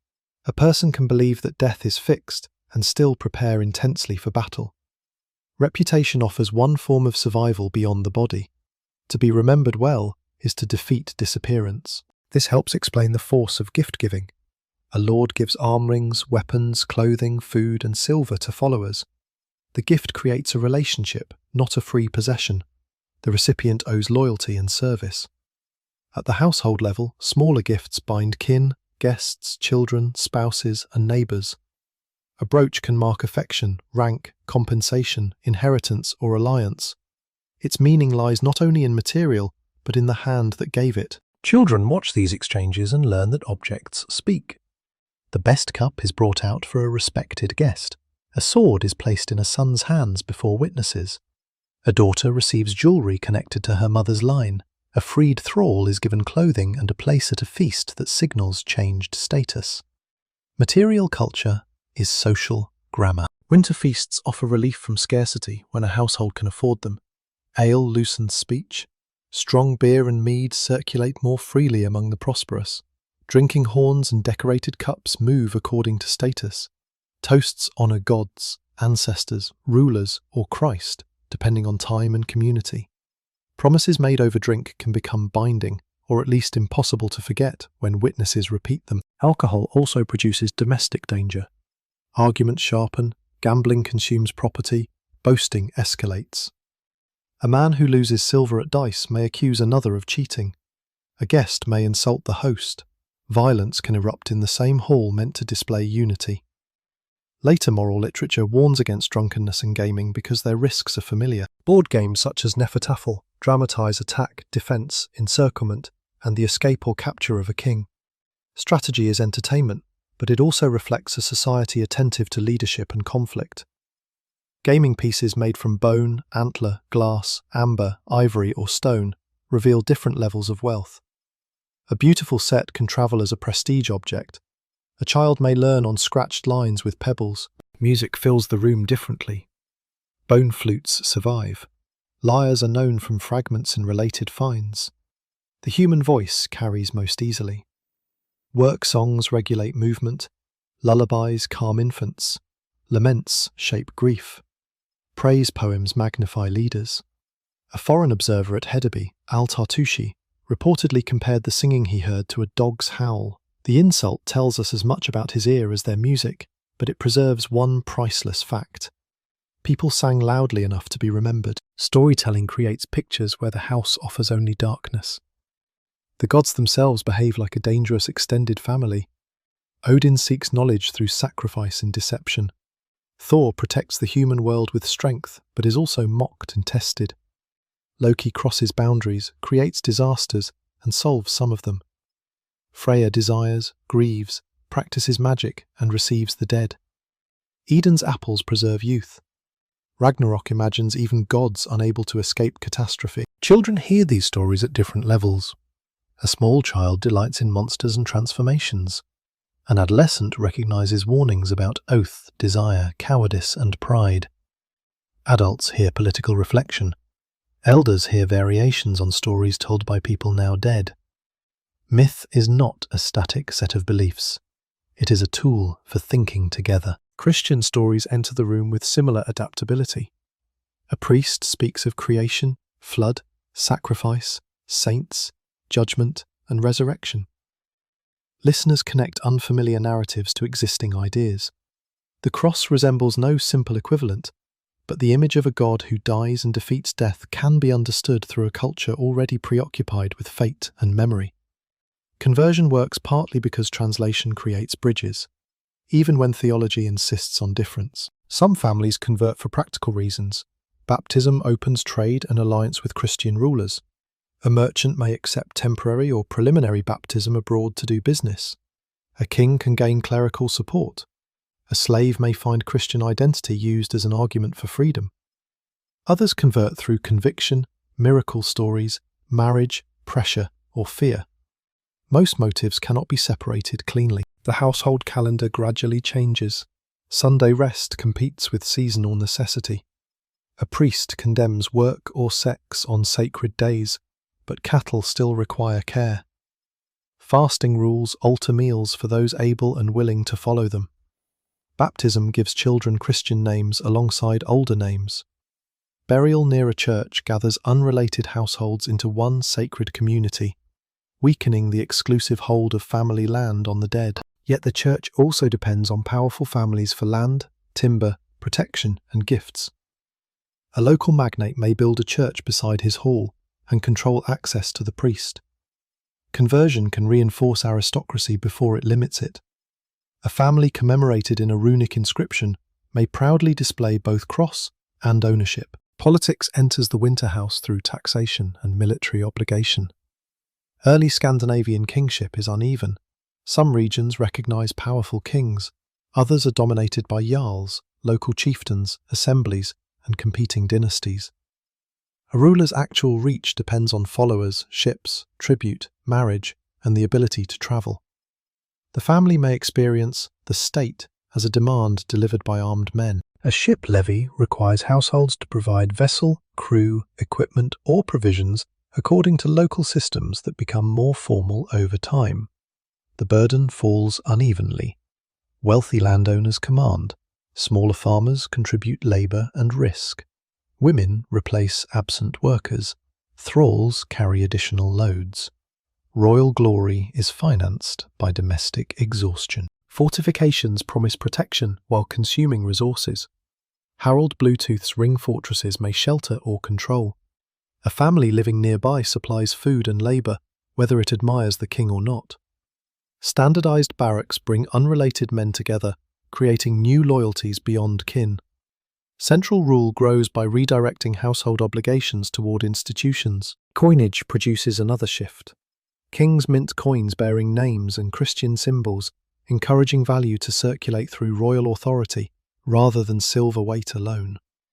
Yet weighed silver persists. A woman at a farm can prefer the certainty of her balance to a king's stamped promise. Economic trust changes slowly. War can arrive at home even when no one sails. Rival Scandinavian leaders raid one another. Coastal farms are vulnerable because the sea is a road without walls. Smoke on the horizon may mean a neighbour burning fields or an enemy beaching ships. Families hide valuables, drive animals inland, seek refuge at fortified sites, or flee into woodland. Buried silver hoards may reflect this fear, though not every hoard was emergency treasure. Some were ritual deposits, savings, craft stock, or wealth hidden for other reasons. When a hoard remains unrecovered, a human story has been interrupted. The owner died, was displaced, forgot the marker, or lost the ability to return. Archaeologists later find wealth separated from its worry. Raids destroy family systems before they destroy buildings. A burned roof can be rebuilt if people remain.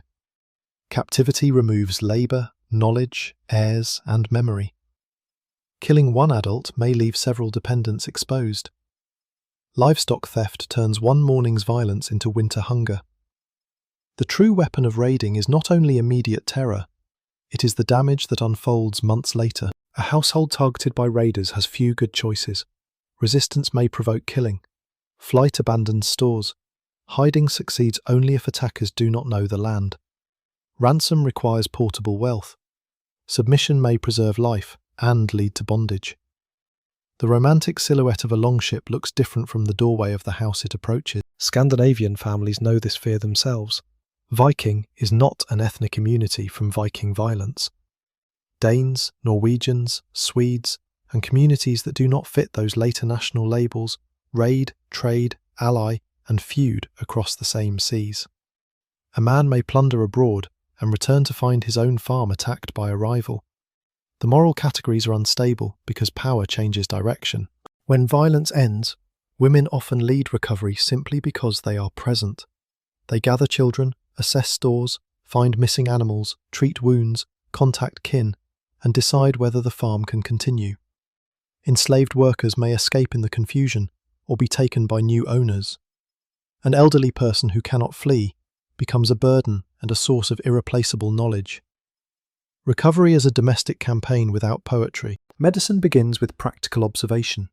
Wounds are washed when water is available. Bandages are made from cloth. Splints support broken limbs. Honey, fat, herbs, resins, or other substances may be applied according to local knowledge. Surgeons or healers can possess real skill, especially in treating battlefield trauma, but infection remains the decisive enemy. A clean-looking cut can become red, hot, swollen, and fatal. Skeletons preserve traces of fractures that healed, proving that care sometimes succeeded. They also show arthritis, spinal wear, tooth loss, abscess, nutritional stress, and weapon injuries. The Viking body is not a heroic statue. It is a working body, altered by labour from youth. Teeth suffer from wear, grit in flour, decay, and infection. Grinding stones can introduce tiny mineral fragments into meal, slowly abrading enamel. A painful tooth may be pulled with crude tools, or simply endured. Toothpicks remove trapped food. Some skulls show intentional grooves cut into front teeth, perhaps marks of identity or display in certain male groups. Even pain can become decoration. The household recognizes illness through symptoms, not diagnoses. Fever, rash, cough, swelling, vomiting, confusion, weakness, and pain each demand decisions. Is the sufferer isolated, watched, moved near the fire, cooled, fed, bled, prayed over, or left to fate? Contagion is understood imperfectly, but experience teaches that some sickness moves between people. Close living accelerates that movement. One cough travels through the longhouse. Shared cups and bedding help infection. Smoke weakens lungs. Animals and parasites provide additional pathways. A town magnifies every problem.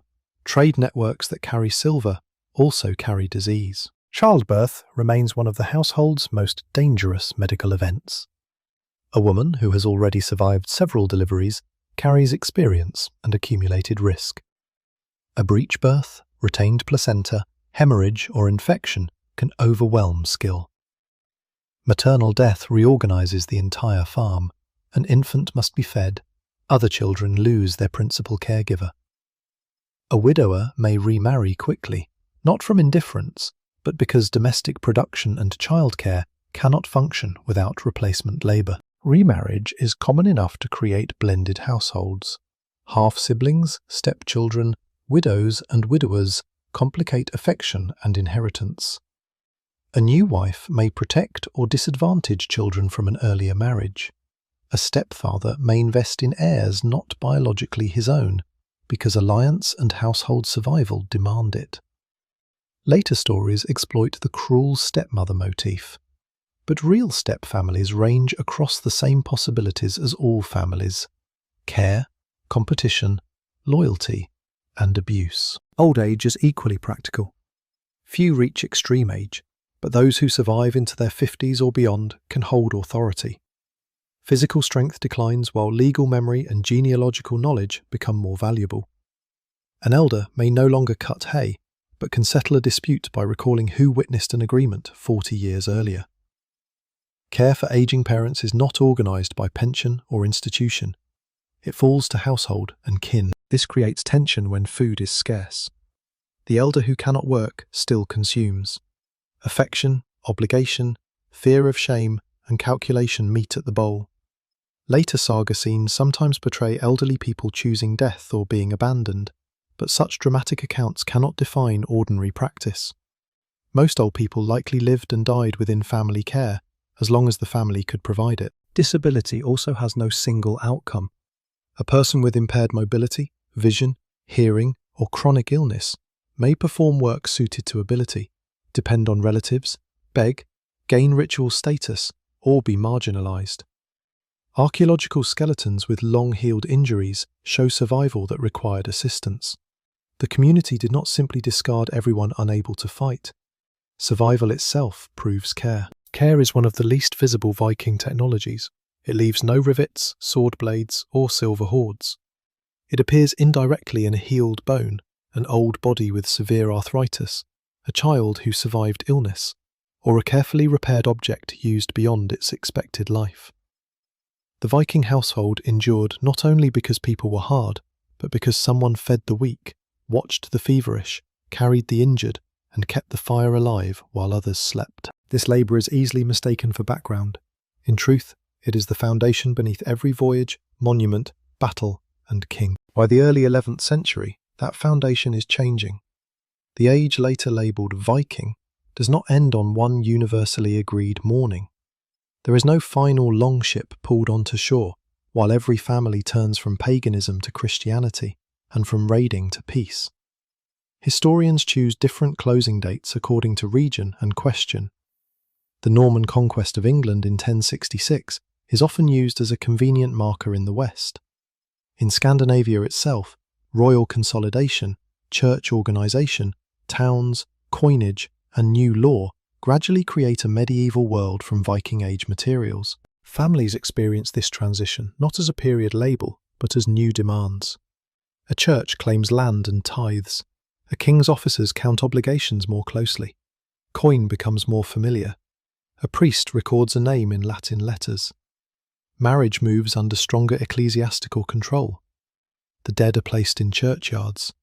A son joins a royal army rather than a seasonal raiding band. A daughter enters a household where Christian fasting shapes the kitchen. Old stories continue beside new prayers. The longhouse does not vanish instantly. Timber traditions persist and evolve. Rural production remains central. Women still spin. Children still herd. Cattle still determine wealth. Boats still make roads across water. The difference is not that ordinary life is replaced, but that institutions grow around it and demand a larger share. Slavery also changes unevenly. Christian teaching, economic transformation, political centralization, and new forms of dependency contribute to its decline in Scandinavia over the following centuries, but unfreedom does not simply dissolve into liberty. Tenant obligations, debt, poverty, and hierarchy remain. A thrall's descendant may become legally free while still working land controlled by someone else. Social systems change names more quickly than power changes hands. For the household near the fjord, None of this can be seen in full. Its members know only the choices directly before them. The roof needs new thatch. A marriage proposal has arrived. A trader offers silver for cloth. The priest wants the infant baptized. A neighbour disputes a meadow. The king's messenger demands a man for the fleet. History enters one practical decision at a time. Imagine the family again at dawn, but years later. The child who coughed beside the fire is now tall enough to duck beneath the doorway. He has survived infections that killed 2 siblings. A scar crosses his forearm from a tool that slipped. He can row, plough, bargain, and recite the names of his father's line. He has never worn a horned helmet, because Viking Age helmets did not carry the theatrical horns later art gave them. His ordinary appearance would disappoint a modern costume designer and be instantly recognisable to his neighbours. His sister, once learning to spin, now manages a loom with speed. She can judge wool by touch, estimate grain by sight, calm a difficult cow, and remember which relatives owe her mother labour. A marriage may carry her to another district or across the sea. If she leaves, the household loses years of trained skill. If she remains, inheritance and status must be arranged. Her future is personal and economic at once. Their mother has become the older authority by the hearth. Smoke has roughened her breathing, repeated pregnancies have marked her body. Her belt carries tools and perhaps keys, though not the simple emblem modern retellings expect. She knows exactly how much food remains. She has hosted men whose names appear in public memory and cared for people history will never record. If her husband is praised for wealth, part of that wealth is her ability to prevent waste. The father moves more slowly. A voyage brought him silver and an injury that stiffens in cold weather. He tells the story differently depending on the audience. Before young men, the storm was magnificent and the fighting decisive. Alone with his wife, he admits how close the ship came to breaking and names a friend who drowned. Public courage and private fear are not opposites. They are 2 ways of surviving the same memory. An elderly grandmother sits wrapped in wool. Her value is no longer measured in speed. She remembers a time before the nearby church. She knows where offerings were once left and can recite a song the priest dislikes. She was young when a famous leader passed through the district. The children suspect she improves the story each winter. Perhaps she does. Memory is not a sealed chest. It is cloth repaired until the original thread is difficult to separate from the patch. Near the door, an enslaved man repairs a wooden vessel. He came to the farm as a boy and now speaks the local language. His legal status remains unfree, but his knowledge of cooperage makes him economically important. He has a partner and children whose futures depend on decisions made by owners. He laughs at household jokes and remembers another coast. Familiarity has made him part of daily life, without making the system that holds him just. That contradiction is essential. Viking families could be loving and violent, resilient and exploitative, orderly and precarious. They cared for children and exposed some infants. They honoured law and pursued feud. They produced beautiful cloth and trafficked human beings. Women exercised real authority within structures that privileged men. Christianity offered protection and became a tool of rulers. Trade connected worlds and spread suffering. No single moral costume fits them. The word really in the question of how they lived therefore requires resisting 2 fantasies at once. The first is the fantasy of the savage household, permanently filthy, chaotic, drunk, and eager for blood. The second is the fantasy of the noble northern family, independent, equal, hygienic, spiritually pure, and naturally free. The evidence supports neither. Real life is more impressive because it is more difficult. The family survived through expertise. It knew how to preserve flame, convert milk, read water, set bone, shape iron, remember law, manage pasture, build a boat, weave weatherproof cloth, and organize cooperation without telephones, engines, or written manuals. This knowledge was distributed across age, gender, status, and occupation. Remove enough ordinary specialists, and the heroic world collapses. The family also survived through inequality. Wealthy landholders accumulated labour, livestock, ships, silver, and dependents. Thralls absorbed hard work and risk. Poor households accepted patronage.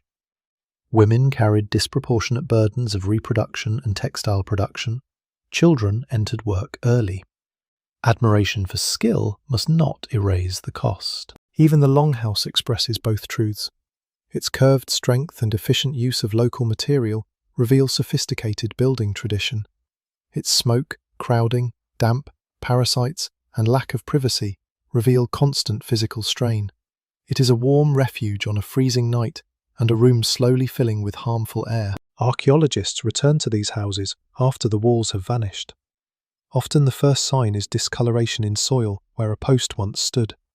A line of stains becomes a wall. Wider curves reveal the building's shape. A dark patch marks a hearth. Burned grain records disaster. Phosphate concentrations suggest animals or waste. Tiny seeds identify plants. Insect remains reveal stored food, dung, bedding, and urban filth. The grand narrative begins with careful attention to dirt. Experimental archaeology adds movement to the stains. Researchers raise longhouses with period tools, light central fires, weave sails, row reconstructed ships, grow old crops, cook in iron pots, and test how roofs shed rain. Such experiments cannot reproduce a vanished society completely, but they expose practical truths that drawings miss. Smoke chooses unexpected paths. Wet wool changes weight. A sail requires startling labour. A room that looks spacious in a plan feels crowded when animals and people enter. At sites such as Trelleborg, visitors walk inside reconstructions of buildings connected to Harold Bluetooth's fortress system. At Yelling, the great runestones still speak of Gorm, Thera, Harold, royal power, conquest, and conversion. At Oseberg, preserved objects from the ship burial reveal carving, transport, textile work, ritual, and elite female status. At Coppergate in York, waterlogged waste preserved the lives of urban households. Each site illuminates a different social level and region. No one excavation can stand for them all. Modern science can ask questions the first excavators could not. Isotopes in teeth and bone help identify where a person grew up and what kinds of food they ate. Ancient DNA reveals biological relationships, migration, and diversity. Microscopic analysis finds parasites. Residues identify contents of vessels. Textile fragments reveal fibre and dye. Dendrochronology dates timber through tree rings. The family emerges not from one spectacular discovery, but from evidence combined across disciplines. These methods also challenge simple identities. People buried with Scandinavian objects were not always born in Scandinavia. A person biologically related to one region might adopt the dress of another. Families moved, married, fostered, enslaved, freed, and converted. Culture is learned around the hearth as well as inherited through blood. Graves can reveal kinship, but they can also mislead. A weapon does not automatically prove that every buried person was a professional warrior. Jewelry does not summarize a woman's whole life. A child buried with adult-style ornaments may express family hopes or inherited status rather than daily role. Grave goods are choices made by survivors during grief and display. They tell us how the dead were presented, not simply who they had been. Written sources demand the same care. Anglo-Saxon monks recorded raids from the side that suffered them. Frankish annals viewed northern attackers through royal and Christian concerns. Arabic travellers brought different standards of cleanliness, sexuality, ritual, and commerce. Icelandic sagas preserved social worlds through authors writing after conversion. Scandinavian runestones speak briefly and publicly. Law codes were written down after oral traditions had already changed. Truth lies in comparison, disagreement, and context. The silence is greatest around the poor and enslaved. They rarely commissioned stones or poems. Their houses used materials that decayed. Their bodies may lie in graves without objects or in contexts difficult to identify. Their descendants may have hidden or forgotten unfree origins. To write them back into the family requires careful inference and moral discipline. Absence from the record is not absence from the room. Women's work is also undercounted because its products wore out. A sword buried in a grave can survive as corroded iron. A sail that carried a ship across the Atlantic is almost entirely gone. The thousands of hours spun into it disappear unless a spindle whirl, loom weight, or rare textile fragment survives.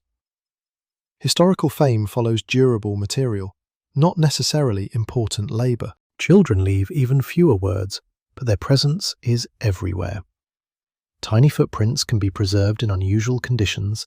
Small shoes, toys, miniature tools, milk teeth, and child graves reveal scale and care. Finger marks on clay may record a moment of participation. An adult object repaired clumsily could preserve a lesson.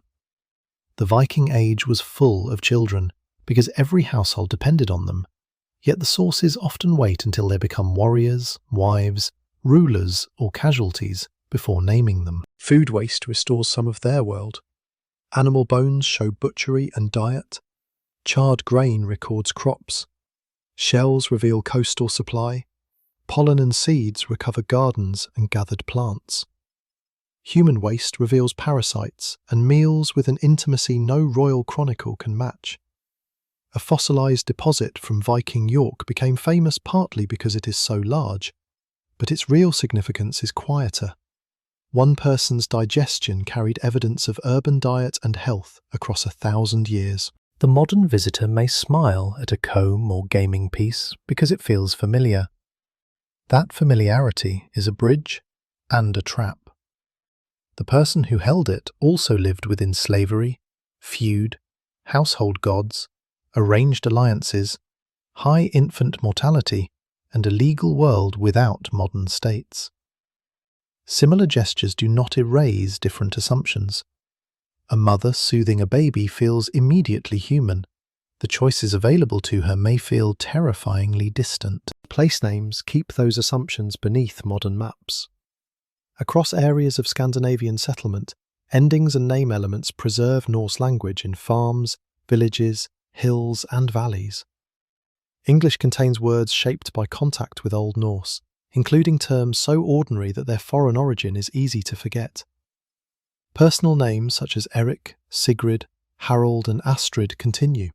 The family survives partly because people still call children by sounds once spoken in smoke-darkened houses. Political language also carries echoes. The word thing survives in the names of modern Nordic parliaments and assemblies, descendants in name, though not direct copies, of gathering traditions where law was spoken before free men. The ideal of public consent has often been projected backward too romantically, but the memory of assembly remains powerful. Modern Scandinavia has also used the Viking family to tell changing national stories. 19th century nationalism turned archaeological discoveries and medieval texts into images of ancestral strength. Operas, paintings, novels, and museums fixed horned helmets, heroic men, loyal women, and pure ethnic communities in popular imagination. The horned helmet came largely from artistic costume, not Viking-age combat equipment, but it was visually irresistible. The 20th and 21st centuries inherited those images through film, television, games, tourism, advertising, and politics. Some versions celebrate exploration and craft. Others glorify violence or misuse Viking symbols in racist fantasies of purity. Archaeology contradicts the purity myth. The Viking world was mobile, commercially connected, ethnically mixed, and constantly transformed by contact. Its households included local spouses, foreign captives, adopted practices, imported objects, and children of multiple ancestries. The descendants of Viking-age people are not a small heroic tribe separated from everyone else. Over 1,000 years, family trees branch and overlap until ancestry spreads widely. More important, cultural inheritance does not require a simple genetic claim. Anyone walking through York, Dublin, Kiev, Iceland, Normandy, the Baltic, or Scandinavian landscapes moves through histories shaped by Viking-age families and those who resisted, traded with, married, served, enslaved, converted, and outlived them. The most honest connection to the past begins not with claiming their strength, but with recognizing their dependence. No Viking stood alone. The warrior needed a sail. The sail needed wool. The wool needed sheep. The sheep needed pasture and winter fodder. The pasture needed negotiated rights. The hay needed a community to cut it before rain. The community needed law, memory, food, care, and the labour of people whose names were never carved in stone. Follow the chain backward from any famous act, and it ends inside a home. Canute's empire rests on ships, tribute, alliances, and households that produced men and supplies. Harold Bluetooth's monuments rest on farmers, craftspeople, and unfree labour. The settlement of Iceland rests on women, livestock, tools, captives, and domestic adaptation. The voyage to North America rests on repaired cloth, preserved food, and someone who taught a child how to read the sea. The family is therefore not the peaceful alternative to Viking history. It is the engine of Viking history. It produces the surplus that pays for travel, the heirs who continue claims, the marriages that make alliances, the grievances that fuel feud, the captives whose labour expands wealth, the belief that legitimizes rulers, and the memory that turns a dead voyager into an ancestor. It is also the place where grand ambitions are judged. A king's conversion means little if a household does not baptize its child. A conquest does not endure until families settle the land. A trade route is not real until foreign silver buys grain. A law has no life until relatives restrain revenge. History becomes durable only when it enters daily routine. Daily routine includes emotions the evidence rarely names directly. Parents teased children. Spouses became irritated by familiar habits. Siblings competed for attention and inheritance, then defended one another against outsiders. A grandmother repeated a story everyone knew and was allowed to finish because her pleasure mattered. A thrall made a joke at an owner's expense only when the right people were listening. A returning traveller paused outside the door, suddenly afraid that home had learned to live without him. Love did not require modern language to exist. It appeared in food saved for someone, a cloak placed over a sleeping child, a tool shaped to fit an aging hand, a grave reopened to place relatives together, and a journey made in winter because kin had called for help. Affection coexisted with arranged marriage, hierarchy, physical discipline, and harsh law. Human beings do not wait for ideal social systems before caring for one another. Nor did every household carry the same emotional tone. One longhouse could be generous, noisy, and secure, another tense under a violent master, another depleted by sickness, another dominated by an able widow, another filled with foster children and visiting kin, another built around craft rather than farming, another occupied by migrants speaking several languages. The architectural form cannot tell us whether laughter or fear was more common inside. Even rank shifted according to setting. A wealthy farmer could be insignificant at a king's hall and powerful in his own district. A woman formerly excluded from court could dominate household strategy. An enslaved craft specialist might possess knowledge a free owner lacked, while still being denied legal personhood. A child of low status could become valuable through marriage, patronage, trade, or courage. Viking society was rigid enough to oppress and flexible enough to keep every position uncertain. That uncertainty made performance important. Clothing announced means. Seating announced rank. Gifts announced loyalty. Public speech announced courage.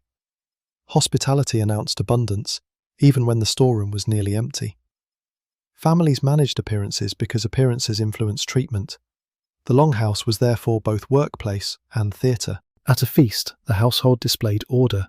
Cups were polished, better textiles covered benches, smoke could not be removed, but fresh rushes and greenery might improve smell and colour.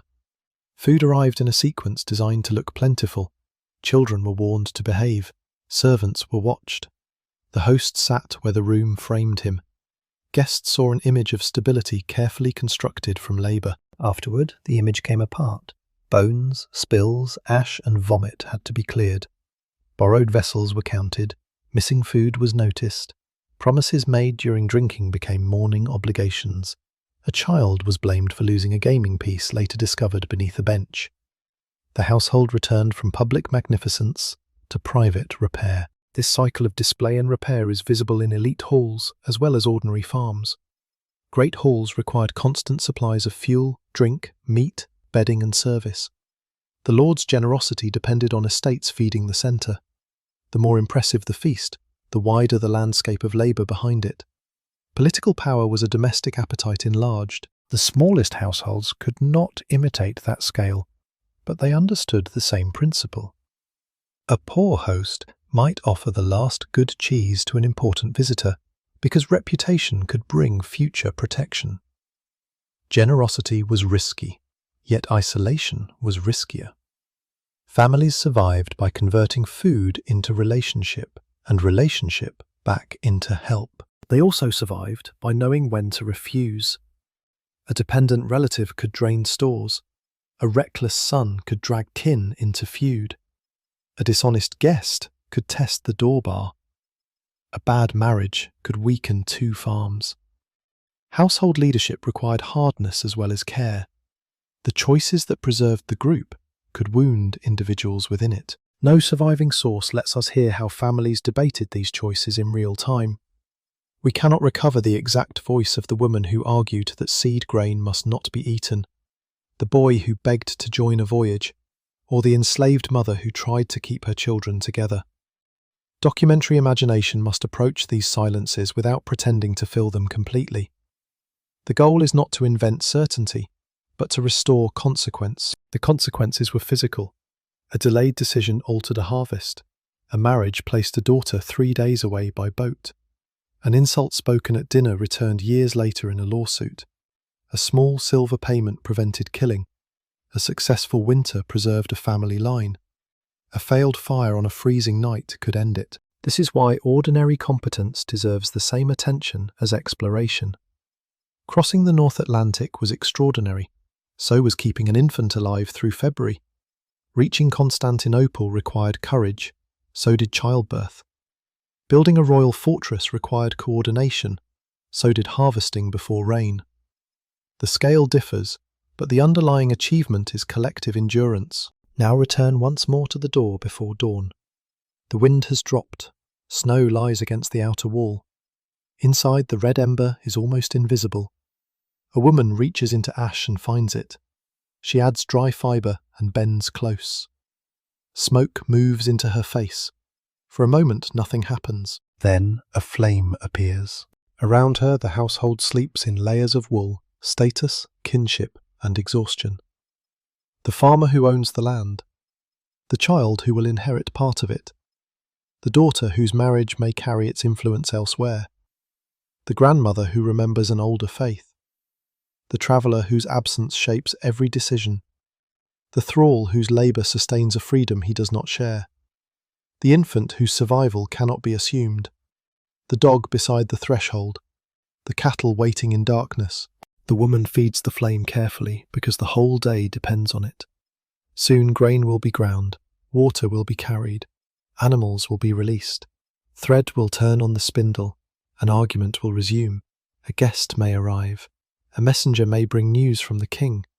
A child will be corrected, comforted, and sent back to work. Someone will tell a story that has already changed since last winter. There is no music announcing that this is history. There is only labour. Centuries later, the roof falls. Posts rot. The hearth cools. Fields shift. The family name disappears from speech. A plough passes over the site. Soil closes around a bead, a nail, a spindle whirl, a broken comb, and grain burned in a forgotten accident. The great voyages continue in chronicles, but the house becomes a pattern of dark stains underground. Then another family, living in a world of glass windows, chimneys, electric light, written law, antibiotics, and private rooms, uncovers that pattern. Archaeologists kneel where the doorway stood. They measure the post holes. They lift the comb. They separate seed from soil. Slowly, the room returns, not as a fantasy of endless feasting, not as a stage filled only with warriors. It returns as a crowded, smoky, ingenious, unequal home, in which people worked because hunger was close, loved because death was close, remembered because forgetting meant losing identity, and depended on one another because no individual, however celebrated, could survive alone. That is how Viking families really lived.